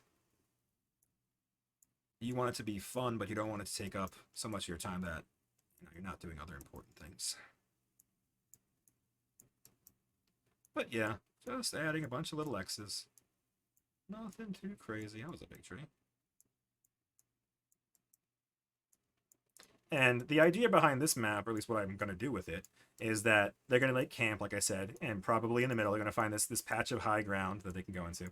And the goblins have also taken to sleeping in trees. So maybe they pick a tree near this dry patch.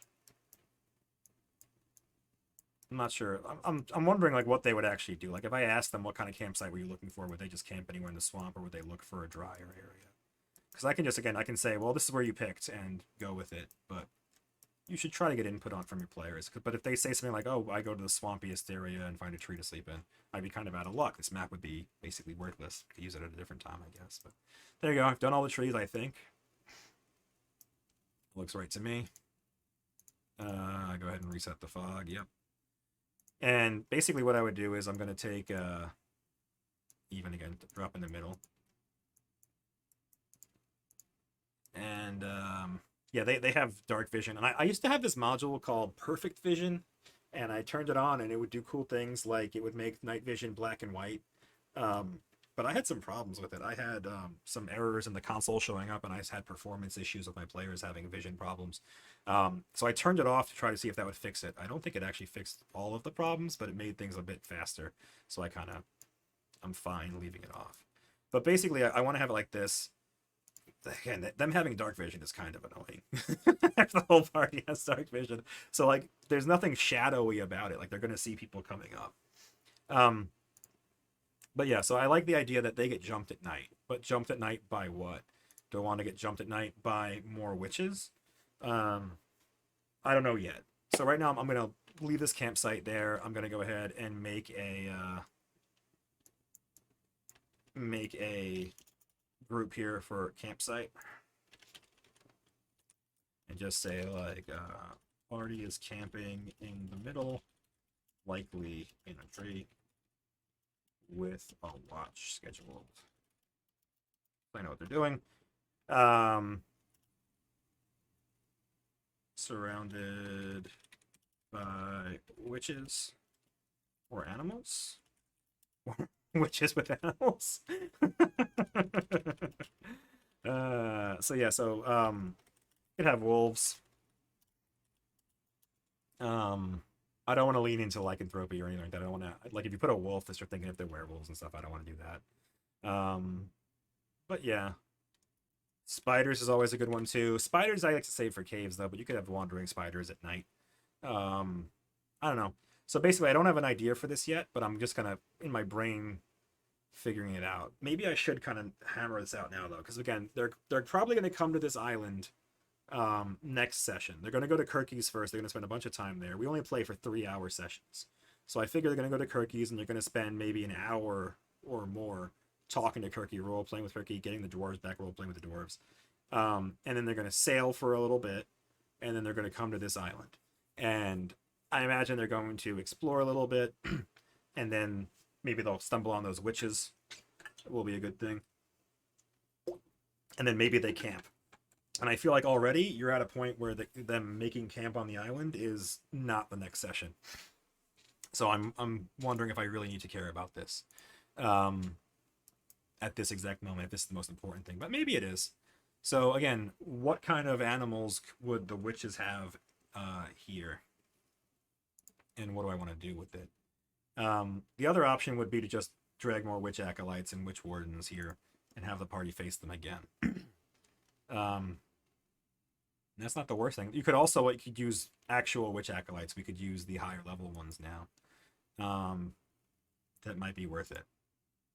So like if they make a camp here, the witches come after them. But then you also run into the problem where if the party has talked to the first group of witches and they made peace with them somehow, if they mentioned that they're heading to Leona, you don't want to have them. You don't want this encounter to be contingent on them having pissed off the witches. So yeah, so one idea would be to just have a bunch of Witch Acolytes and maybe a Witch Warden. And like we said before, if you're looking at the GM notes stuff, these are player level -1, so they're worth 30 each.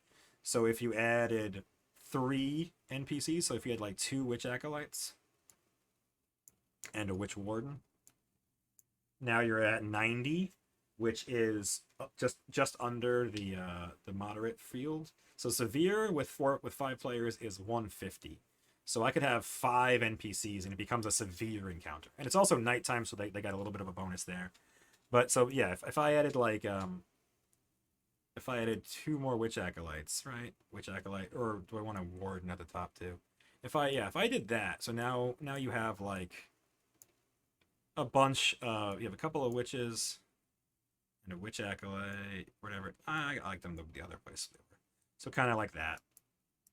And they're all hiding-ish, right? Like that, because you want them to be behind stuff.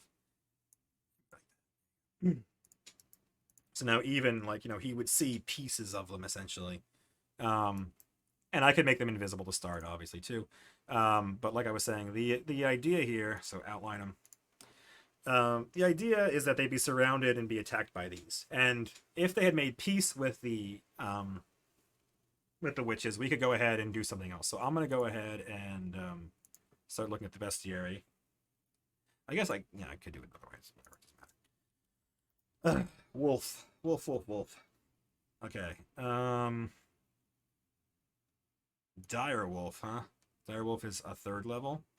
That could be fun. Dire Wolves are the same level as the party, so they're worth 40 XP. So you could have 2 and it's still only moderate.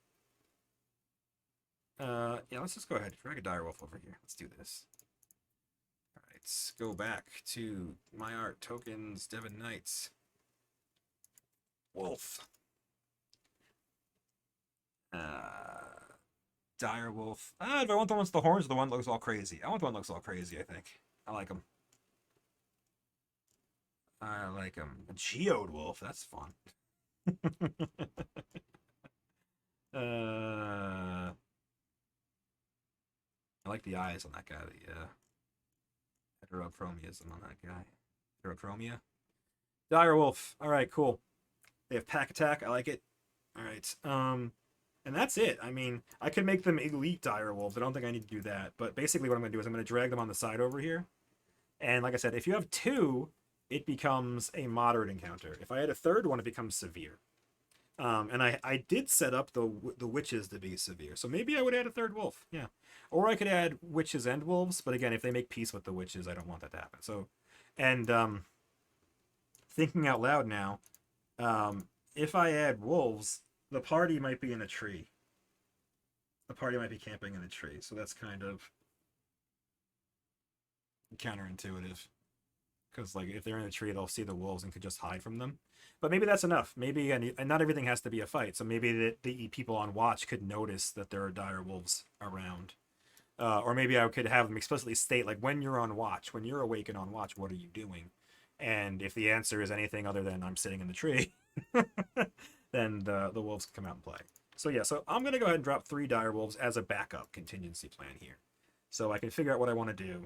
But when the party gets going, we can figure out if I want to have wolves coming or things like that. I don't think I want to have any sort of animal that's in a tree. Like, I don't think having a monkey or something able to attack them in the tree makes any sense. But again, I can mix wolves and witches as needed. I think that's pretty much done. So if the party decides to camp here, this will happen. And I also want to have that thing we talked about a bit last time where when they even get close to this island, even when they're at sea, they start having nightmares. And then when they're here, they similarly have nightmares. So when they camp on the island, basically the witch's magic here in this area, the hag's magic, is a powerful nightmare magic. I'm playing things up again, sort of in the Greek mythology take, where it's not just like, this isn't just a hag. It's supposed to be like a divine hag. This is supposed to be like a demigod hag.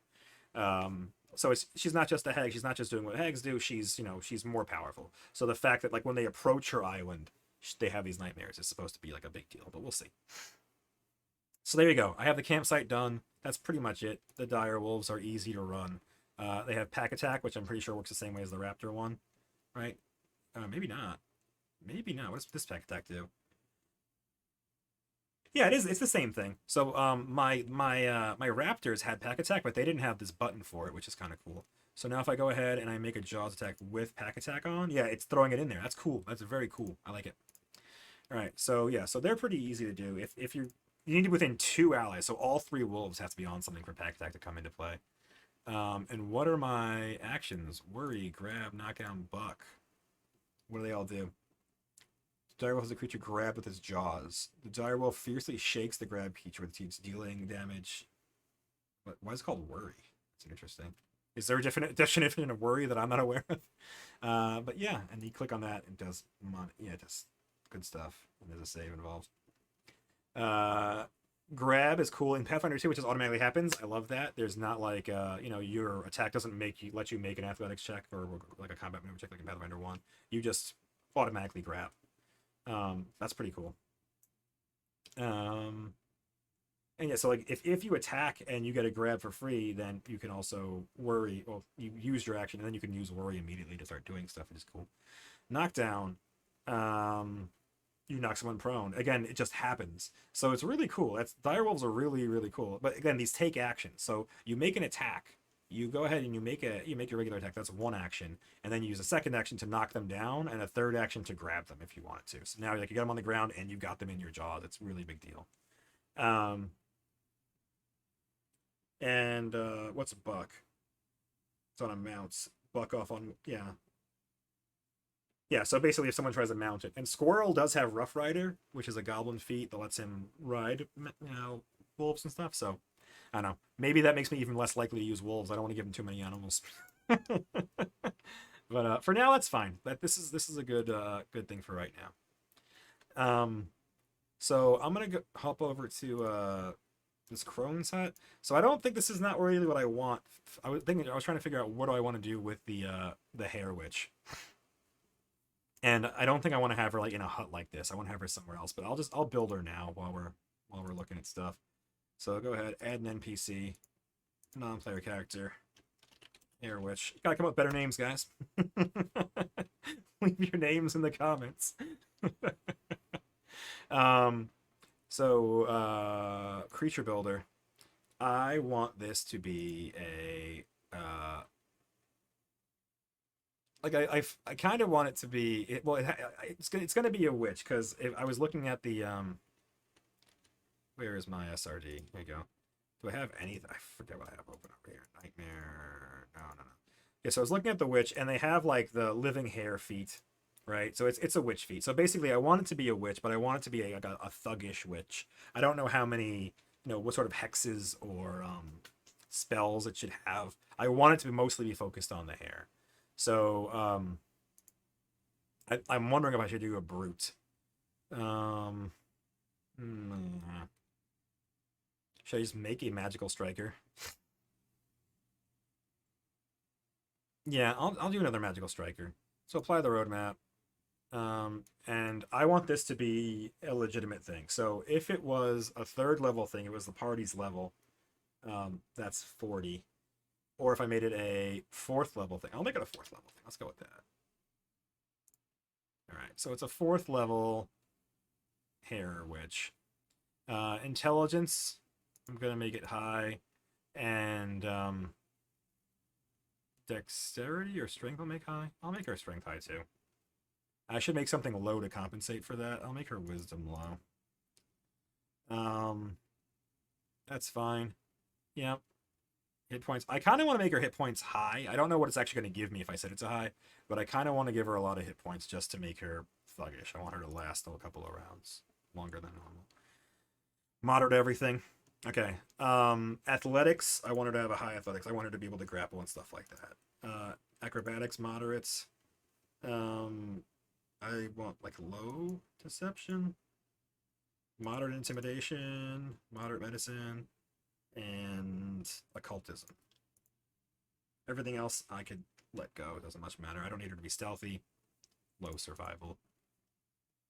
And yeah, I guess we'll leave the high strike attack bonus and the moderate spellcasting. So I'll mash the build button. Okay. Now, like I said, the most important part, I gotta pick the token. I was looking for tokens last time. I don't think I found anything good. Let's check everybody else's. Is there a witch in here? Jan Loose? Any witches? No? Hair? White? Nothing jumped out at me? No.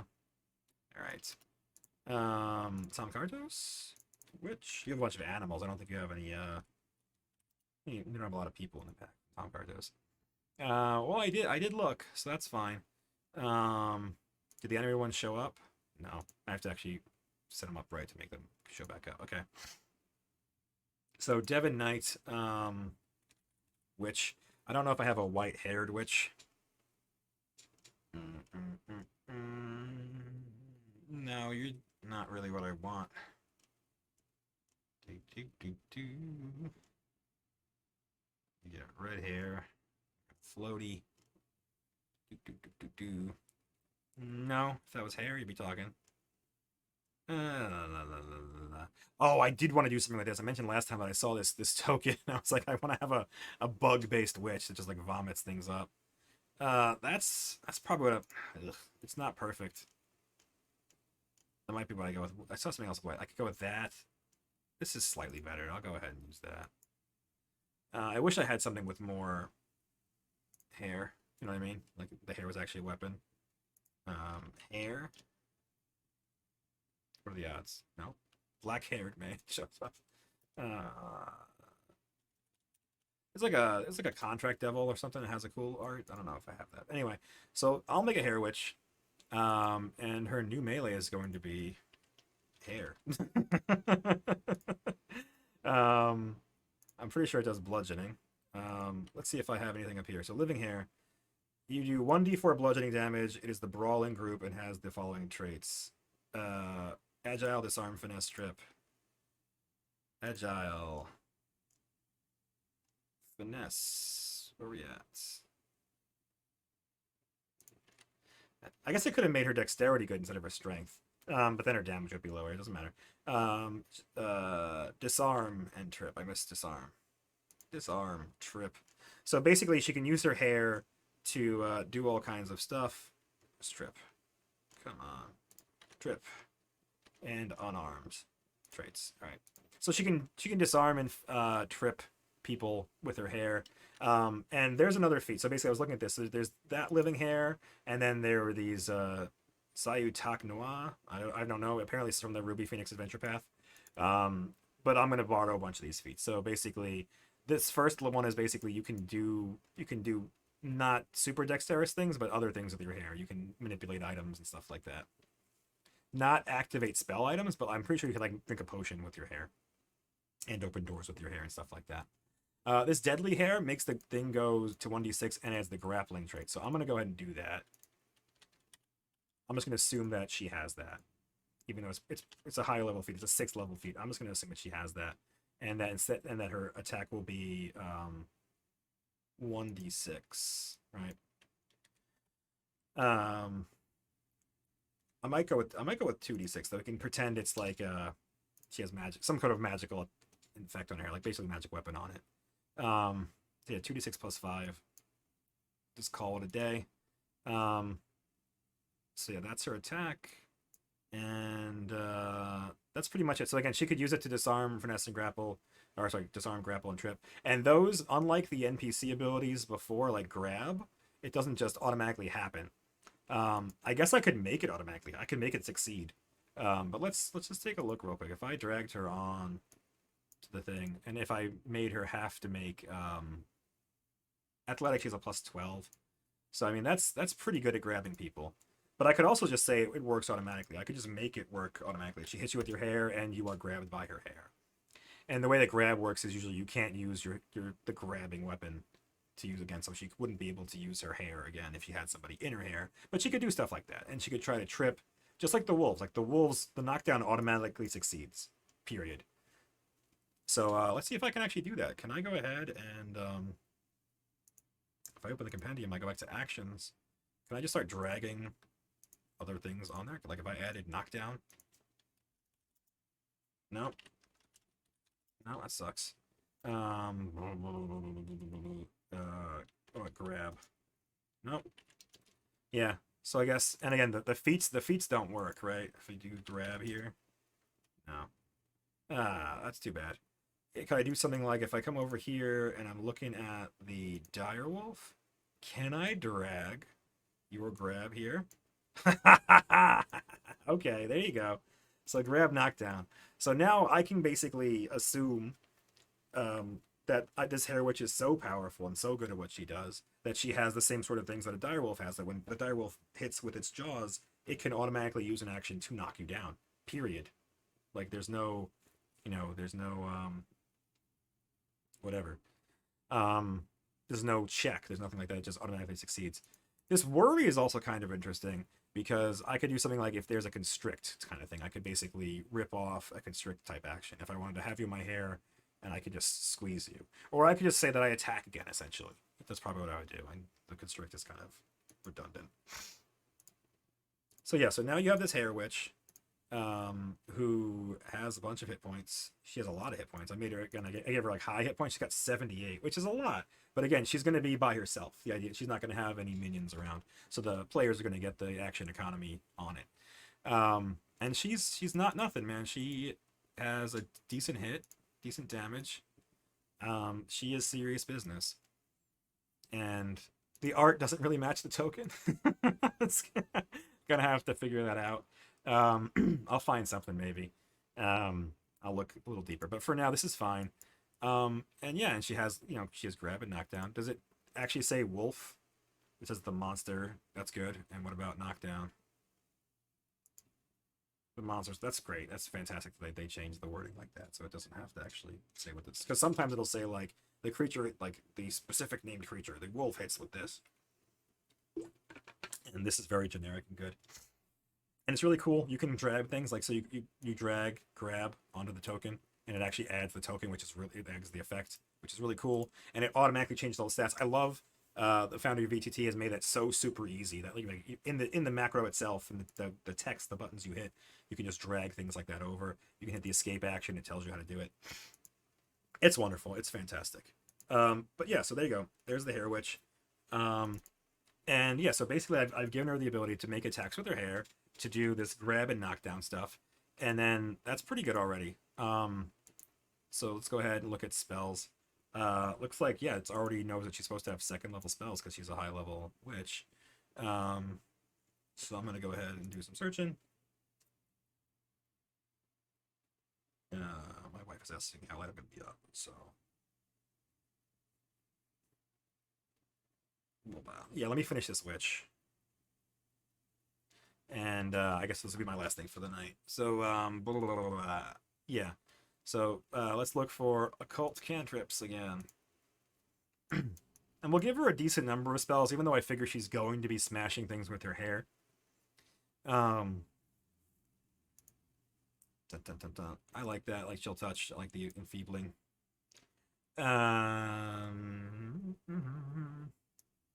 Tech magic. Haunting Him is one I gave the other ones. Sonic damage equal to your spellcasting ability modifier with the base fortune save. If it quickly fails, it's also deafened. Yeah, we'll go with that. That seems like a nice kind of spell. La la la la la. Give her a shield. She's a bashy person. And I think that's pretty much all I need. Again, I kind of want a telekinetic projectile just for a ranged attack bait, essentially. It's my go-to for spellcasters. It's a solid one. I like it a lot. Okay, so then lose cantrip, click spell, click first level. I don't know how many I'm supposed to have. We pull up. If I go over here, do I have witch? Witch. If I am a 4th level witch, I should have 3 of each, basically, per day. And then 5 cantrips. Alright, fair enough. Dun, dun, dun, dun, dun. I don't know what I want to really be casting. Again, you don't want to be casting for too long. I'll give her Bane. Bane's a witchy feat. Why is that a 2nd level spell? What just happened there? It's a level 1 spell. Is it? Did I drag it in as a 2nd level spell and like it's trying to upcast it or whatever? It's trying to yeah, that's what it did. It was trying to heighten it. All right. Color spray. It's not really what I'm. Yeah, I'm not really feeling that. That's not really for me. Fear. I don't want it to be too similar to the Acolytes. I'm already like, I'm very much making it. Already, I'm feeling like it's too much like the Acolyte. Liberating command. You call urging an ally to break free of an effect that holds him in place. The target is grabbed, immobilized, or restrained immediately. And it's a reaction. So I'm going to take liberating command in case I get grappled for some reason, if I want to get out of something. Does magic weapon work on natural weapons? I don't know if there's a... Basically, I'm going to give her a magical weapon because I gave her a bonus attack. Her attack dice are bigger, so I'm going to give her a magic weapon to kind of explain that away to myself. Ray of Enfeeblement. I like it. Yeah. With the Ray of Enfeeblement, so she might blast somebody far away. And I figure that's already too much. I'm only supposed to have 3 spells, so this is already I'll take Fear away. I won't even bother having Fear. And that's probably good enough. I might not use Bane. It's fine. That's enough. What's True Strike do in this game? Yeah, that's fine. I don't need that. All right, so then I'm going to go to 2nd level. I'm supposed to have 3 2nd level spells, which can be kind of crazy. Animated Assault.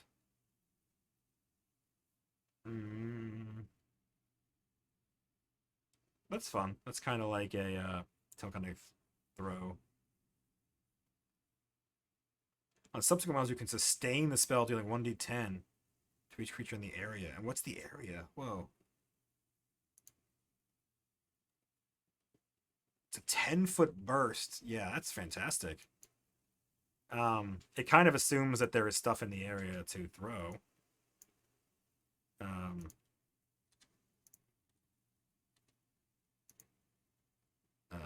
Yeah, it does kind of assume that there's stuff in the area to throw. But we can make that happen, depending on where you end up on the map. Blistering Invective, that sounds fun. I know the Pathfinder 1 version. It's not feeling very fightery, though. Again, I'm supposed to be a hair person.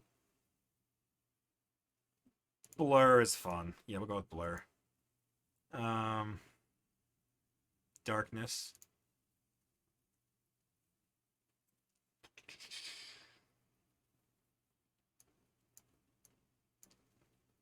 Does it Dark Vision work with Darkness? I don't remember. And I know in D&D there's this big meme that magical darkness blocks Dark Vision, but I don't know if that's true in Pathfinder. That's a fun one, but I don't need it. Final Sacrifice sounds horrible. The target is oh yeah, so that's like your you can sacrifice your it's familiar. Yes, laughter's a fun one. Let's see. Slowed.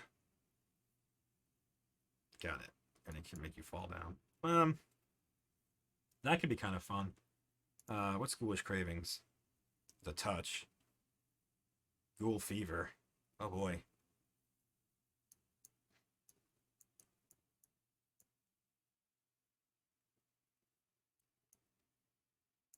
Oh, no benefit from healing. That's pretty fucking horrifying.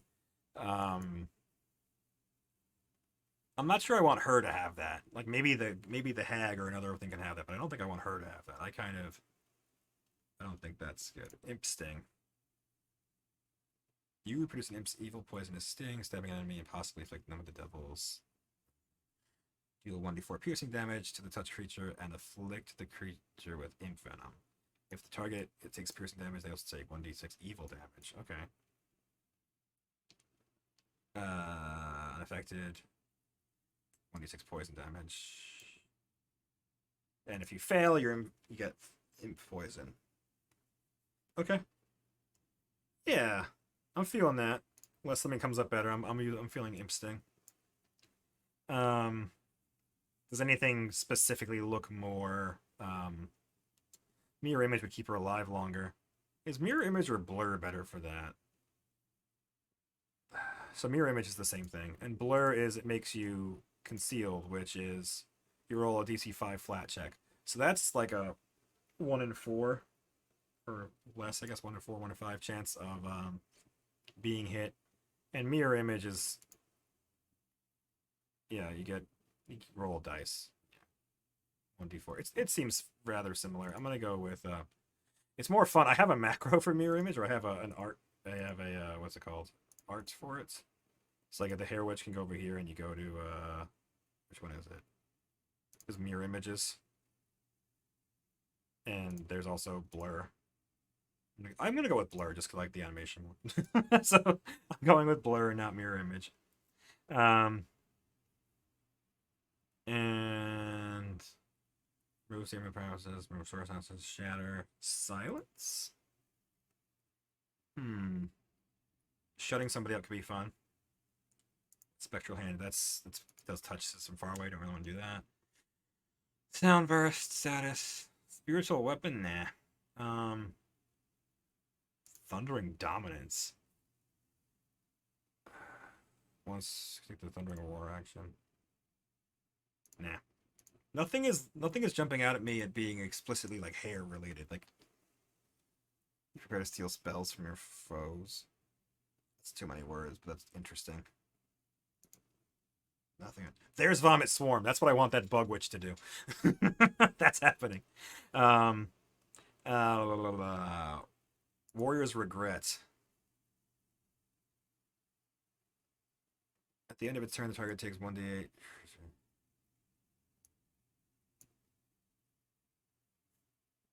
The target takes 1d8 damage per different creature it intentionally damaged on that turn. Okay. And last till the target comes a complete round without intentionally damaging another creature. That's a fun one. Yeah, we're going with that. Okay. So I'm gonna get rid of Animated Assault, actually. I'm gonna make it not her thing. I'm gonna go with Warrior's Regret. And I really like that. So I'm gonna go ahead and put a note in Dream Island. Do I have a hair witch? Yeah, living hair.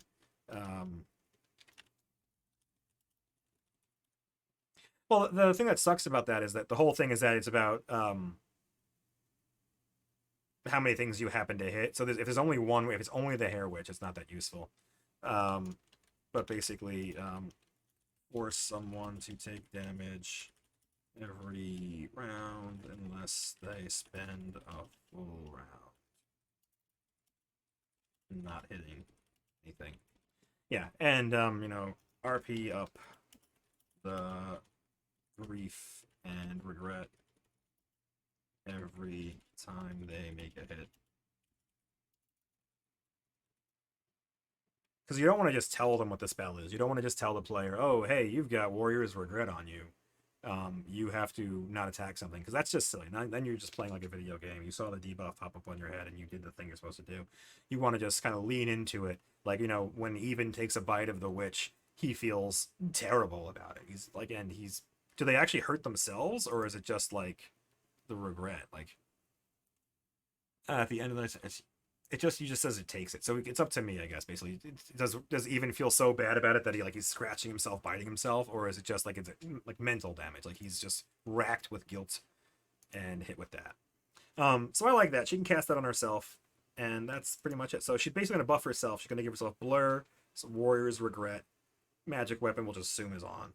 And yeah, and that's the fight. So she's bashing things with her hair. She can grab things, trip things, disarm people with her hair. The disarm I'm going to leave as an actual check. I did give her the ability to grab and knock down, like, automatically. So, you know, they're fighting, and she can make an attack, hit it, knock someone down, make another attack with the multiple attack penalty, and smack somebody else. She can't, because these are actions, she can't do, like, 4 things at once.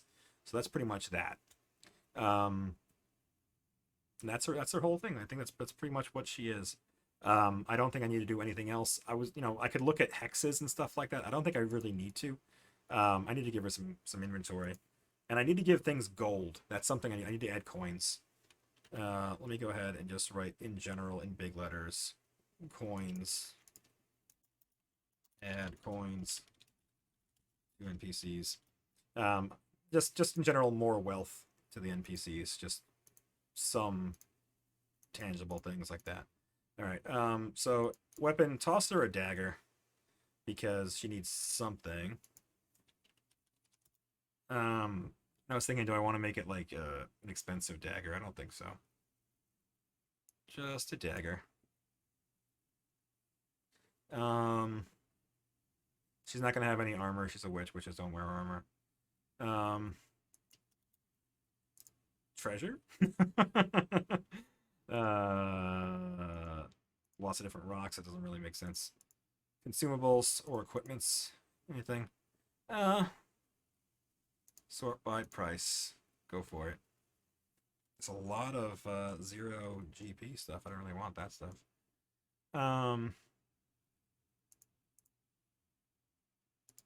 Yeah, I guess I have to read up on treasure. Basically, I don't have a whole lot of stuff that I want to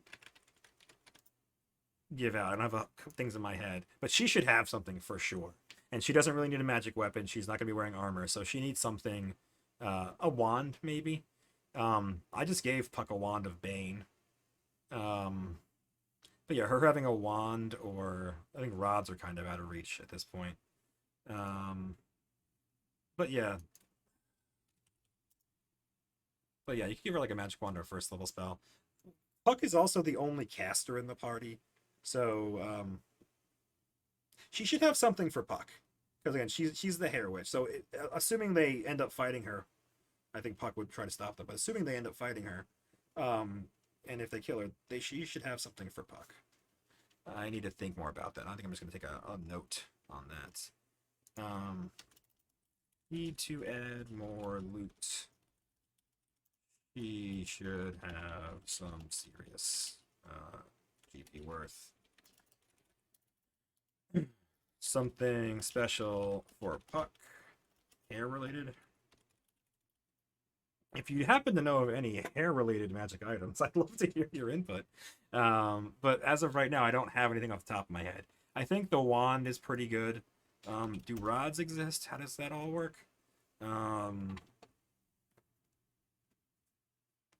I think rods are different from Pathfinder 1. You can't have like a rod of extend spell. Is extend? No. Extending, is this a rod? A rune. Okay, that's not what I'm talking about. All right. Then yeah, I don't have a whole lot for me, but I need to. I don't have a whole lot right now. Oh, and I'm also doing this all on the token. Look, see, that's a mistake like I made before. So I open the hair witch over here and go to inventory, and I'm gonna actually drag those over and hope that works. It doesn't.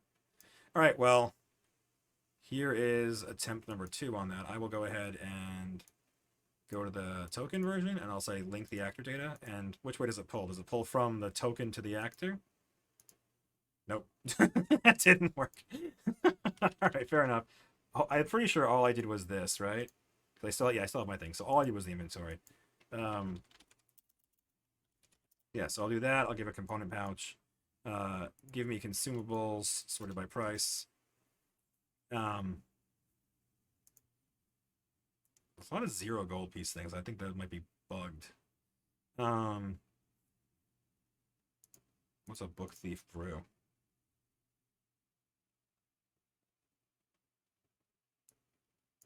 That's cool. Not really for this point, but that's fine.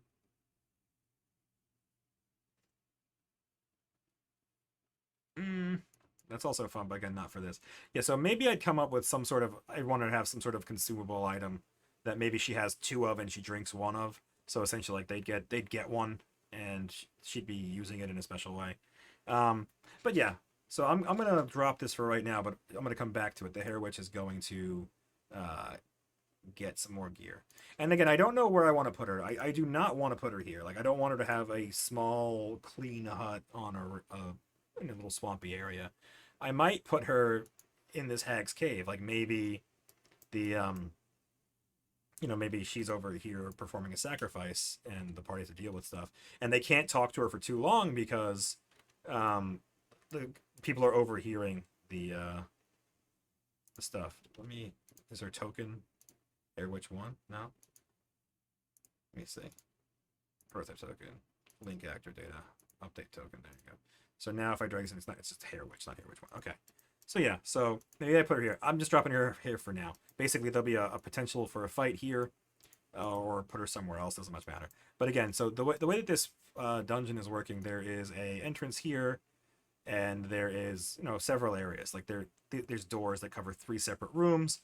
So you think there's a hag in one, and there's like 2 higher level NPCs in those, and then maybe there's some acolytes or witch wardens wandering about. Um, that's pretty much it. And I saw that they had these like horned frogs or horned, I don't know if they're imps or whatever they are. They kind of look like horned frogs to me anyway.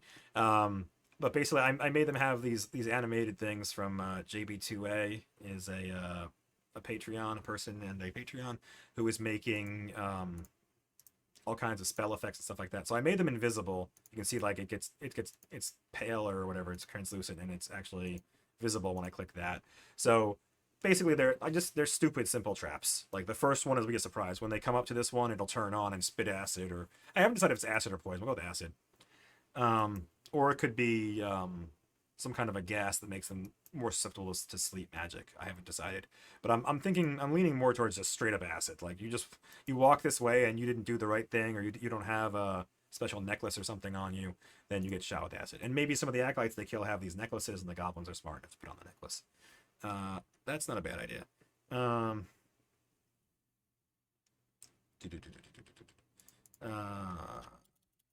Witches have a special necklace. Helps them in the caves. Yeah, let's go with that for now. But yeah, so I have that, and like I said, I don't have these rooms all statted up yet. I figure there's a green hag, Leona Siltstew. I don't. This doesn't really feel like the right place for her. Maybe she's in one of the smaller. It's like it's the big room, so you would think the hag would be in it. But I don't like it that much. I don't want it. So yeah, it doesn't feel like she would live there. It feels like she would live in one of these 2 rooms. Maybe the green room. We'll go with she's down here. But again, I don't know. None of this feels right. But whatever. I'll dump her there, and we'll try to figure out where we want to put her to, and put on the outlines. There you go. But yeah, again, it feels like she should be up here. Another thing that I wanted to have in the bestiary browser is what was it called? I had it open over here, right?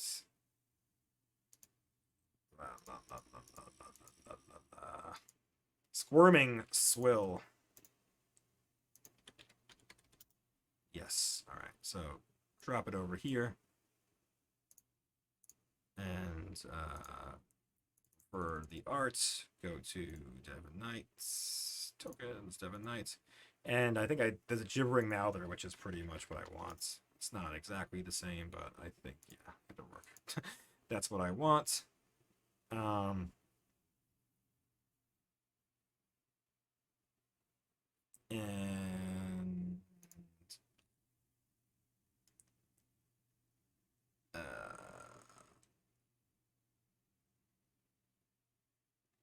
I don't want to call it that. Basically, that's what I'm debating in my mind. I realized I was just silent for like 10 seconds, but I don't want to call it swarming swill, because then you risk people looking up or knowing what it is.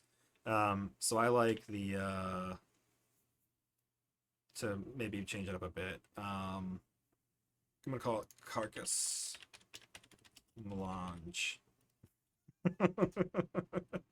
And then I'll change. They spell melange wrong because I'm terrible, or is it because it's French? It doesn't care. No, that's how you spell it. Yeah, just French-ish. So I'm gonna go ahead and update that and update this carcass. Oops, that's nice. What carcass? Blah, blah, blah, blah. Yeah. All right. So that's fine. And there's only gonna be one of them. So I haven't decided. I like there's a pot here, and the write up specifically says like, oh, it's cast off things that are thrown into a hag's cauldron or witch's cauldron. So there's only that one cauldron. But I was really thinking I would put it over here. Like there's a pile of bodies over here, essentially. So this is either going to be like a bed of a dog or something like that, or I could have the carcass melange being there. The carcass melange. So maybe I do put it here. Maybe I do drop the carcass melange here, and it comes out of there. So maybe we have some other witch here, or maybe the main hag lives there. Again, we haven't really decided where the main hag lives. But so in addition to having a hag to deal with, and I think I made her an elite hag too. So she's gonna be very hard. So maybe you have that, and while you're fighting her, this carcass melange comes out. And I want to save this art. Dun, dun, dun, dun, dun, dun, dun, dun. So I come over here and I add a new one, and I go carcass melange image. And go to Odyssey, Portraits, Dream Island, Carcass Melange, Swarming. Boom. And you can see it's got like bat parts and stuff like that. I like it. I love this thing. So it's going to live there. And I'll show them the art when it pops out. Fantastic. And then, the hag's there too. Yeah, so maybe that's a really tough fight. So maybe, like I said, maybe the hag ends up down here, and then there's maybe like a witch or like a more powerful witch warden or something up here. Yeah, basically, this is a nicer abode than a hag would live in my opinion. What do I know about hags, right? But it is what it is. So yeah, I guess that's what we got for today. And this, I already went ahead and did all of the vision blocking for this or whatever. I've already went ahead and done all that. So like they can actually explore the cave and find things. And there's a lot of neat stuff. So like I said, over here it does look like there'd be like some sort of an animal, some sort of a animalistic pet that they feed things to. And in the previous session I was talking about the idea that maybe they have a dream mode or something like that, where they can explore as ethereal creatures. I really need to hammer that down, or if I'm doing that or not. But the idea would be like if they come here and they're exploring as the ethereal creatures, this dog can sense them, would be a thing, and send them back. But yeah, so they can explore it. These are doors. They happen to be locked at the moment. It seems like I shouldn't be able to do that. I should look at the way I drew that wall. There's something. Yep, right there. Something was missing. That's better. Now I can't actually see it. The fog is still revealed, but when I fix it, it won't be a problem. Yeah, so long story short, I made it so, this whole thing, the vision blocking is set up. There's trap acid. There are doors. They're all locked doors, but I can move through them because I'm a GM. But yeah, so basically this is the hag's cave. This is the final thing. And there's going to be a couple of serious encounters. You've got the hair witch. You've got a hag and the carcass melange. And like I said, I'm probably going to have a bunch of acolytes in the cave just dealing with stuff, like to be some kind of speed bumps around, stuff like that, to make noise. And then there will be other witches. I haven't decided exactly what, but there'll be higher level witches. I could be lazy and just go with like an elite version of the Witch Acolyte, or the elite Witch Warden would actually be pretty badass, pretty easy to do too. Or maybe I go with something different. Maybe I go ahead and make a higher level witch, or like basically something that like a fourth or fifth level caster, an actual witch. That seems like a lot. You don't have too many extreme or severe encounters, but something that could cast higher level spells for real and have acolytes supporting it. Could also do something with Coven magic. Basically, you have a main spellcaster and the witches behind it are spending their actions to increase the other ones, however it works. I haven't seen actual Coven rules. We talked about it earlier in the stream, but you could just do something like if a person spends 2 of their actions to bolster someone else's spell, then it goes up a caster level or something like that, or it auto heightens or something like that, where basically you can make someone have more powerful magic than they otherwise would. And that would be a cool effect where you watch this person is chanting in tune with the other person. Maybe there's like 2 on each side and they're chanting and they're hiding the spell twice or something insane is happening. So people like take out the little one, take out the weak ones, and basically encourage people to be creative and figure out what's going on in the fight. So I'm talking out loud. I'm going to write that down now. In the Hag's Cave, I'm going to have a go and say Coven magic. Have acolytes, make that in mind. Have acolytes use their actions to help heighten a main caster's attack. So yeah, maybe like use to aid heighten. So yeah, so they spend most of their turn helping someone else cast, and they can take cover or they can make a simple attack or something like that. I kind of like that. Add a higher level witch to one of the rooms, and that's pretty much it. I'm gonna call it there for the night. I think I did some decent work.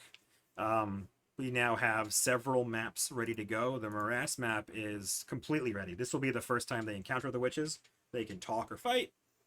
I have the campsite when they inevitably make camp. If I push them to not, basically spend more than 1 day here, and assuming they don't go back to the boat, we can have them surrounded by witches and or dire wolves, and we can always figure out more stuff if it doesn't make sense to do that. We started filling in the Hag's Cave. We statted up this cool white-haired witch, and basically, yeah, so you make her, she hits pretty hard, pretty well, and we gave her the same sort of abilities that the wolves have, where she can grab or knock down for free. Not for free, she auto-succeeds. I keep saying for free, that's wrong. And I thought I gave her spells. I gave her spells to a token, didn't I? Gosh darn it. Okay. That stinks. Let me fix that, and then I'll call it. Well, no, there's no point in streaming that. So yeah, so I'll fix that. I'll call the stream, and then I will fix that. But that just goes to show you, always make sure if you have NPCs, tokens, and actors, always make sure you're editing the actor. And if you go ahead, if you link this thing first, if you're smart, and it's like a named NPC and you do it like that, this won't happen. But I was dumb, and when I dragged the first one on, it was not linked up. So I made some changes there and I lost that. All right, well, ending on a wonderful note. Thanks for watching. Thanks for, what is it, K Draco TV. Thanks for hanging out and talking about your crazy campaign with thousands of people in it. And yeah, I try to stream on Tuesdays and Saturdays at 9 p.m. Eastern. So definitely come in live if you want to talk. I always want to hear about other people's games and how they're doing stuff, especially if they're playing Pathfinder, or especially if they're using Foundry. I love all the information. Again, Yellow Pete LOL has come to my YouTube channel and gave me a bunch of comments. Thank you so much. Let me know if I mess anything else up or if you have any suggestions for anything going on. And yeah, like, subscribe, do all the cool stuff. I'm borrowing and stealing followers on Twitch. I really want to get up to 50 so I can get all those cool chat-based events and stuff like that, so I can give out rewards to players and to viewers, and have them be able to like give hero points or things like that, inspiration type stuff, to PCs. So yeah, tell your friends, watch my stuff, like me, follow me, whatever you gotta do, and I'll see you guys next time.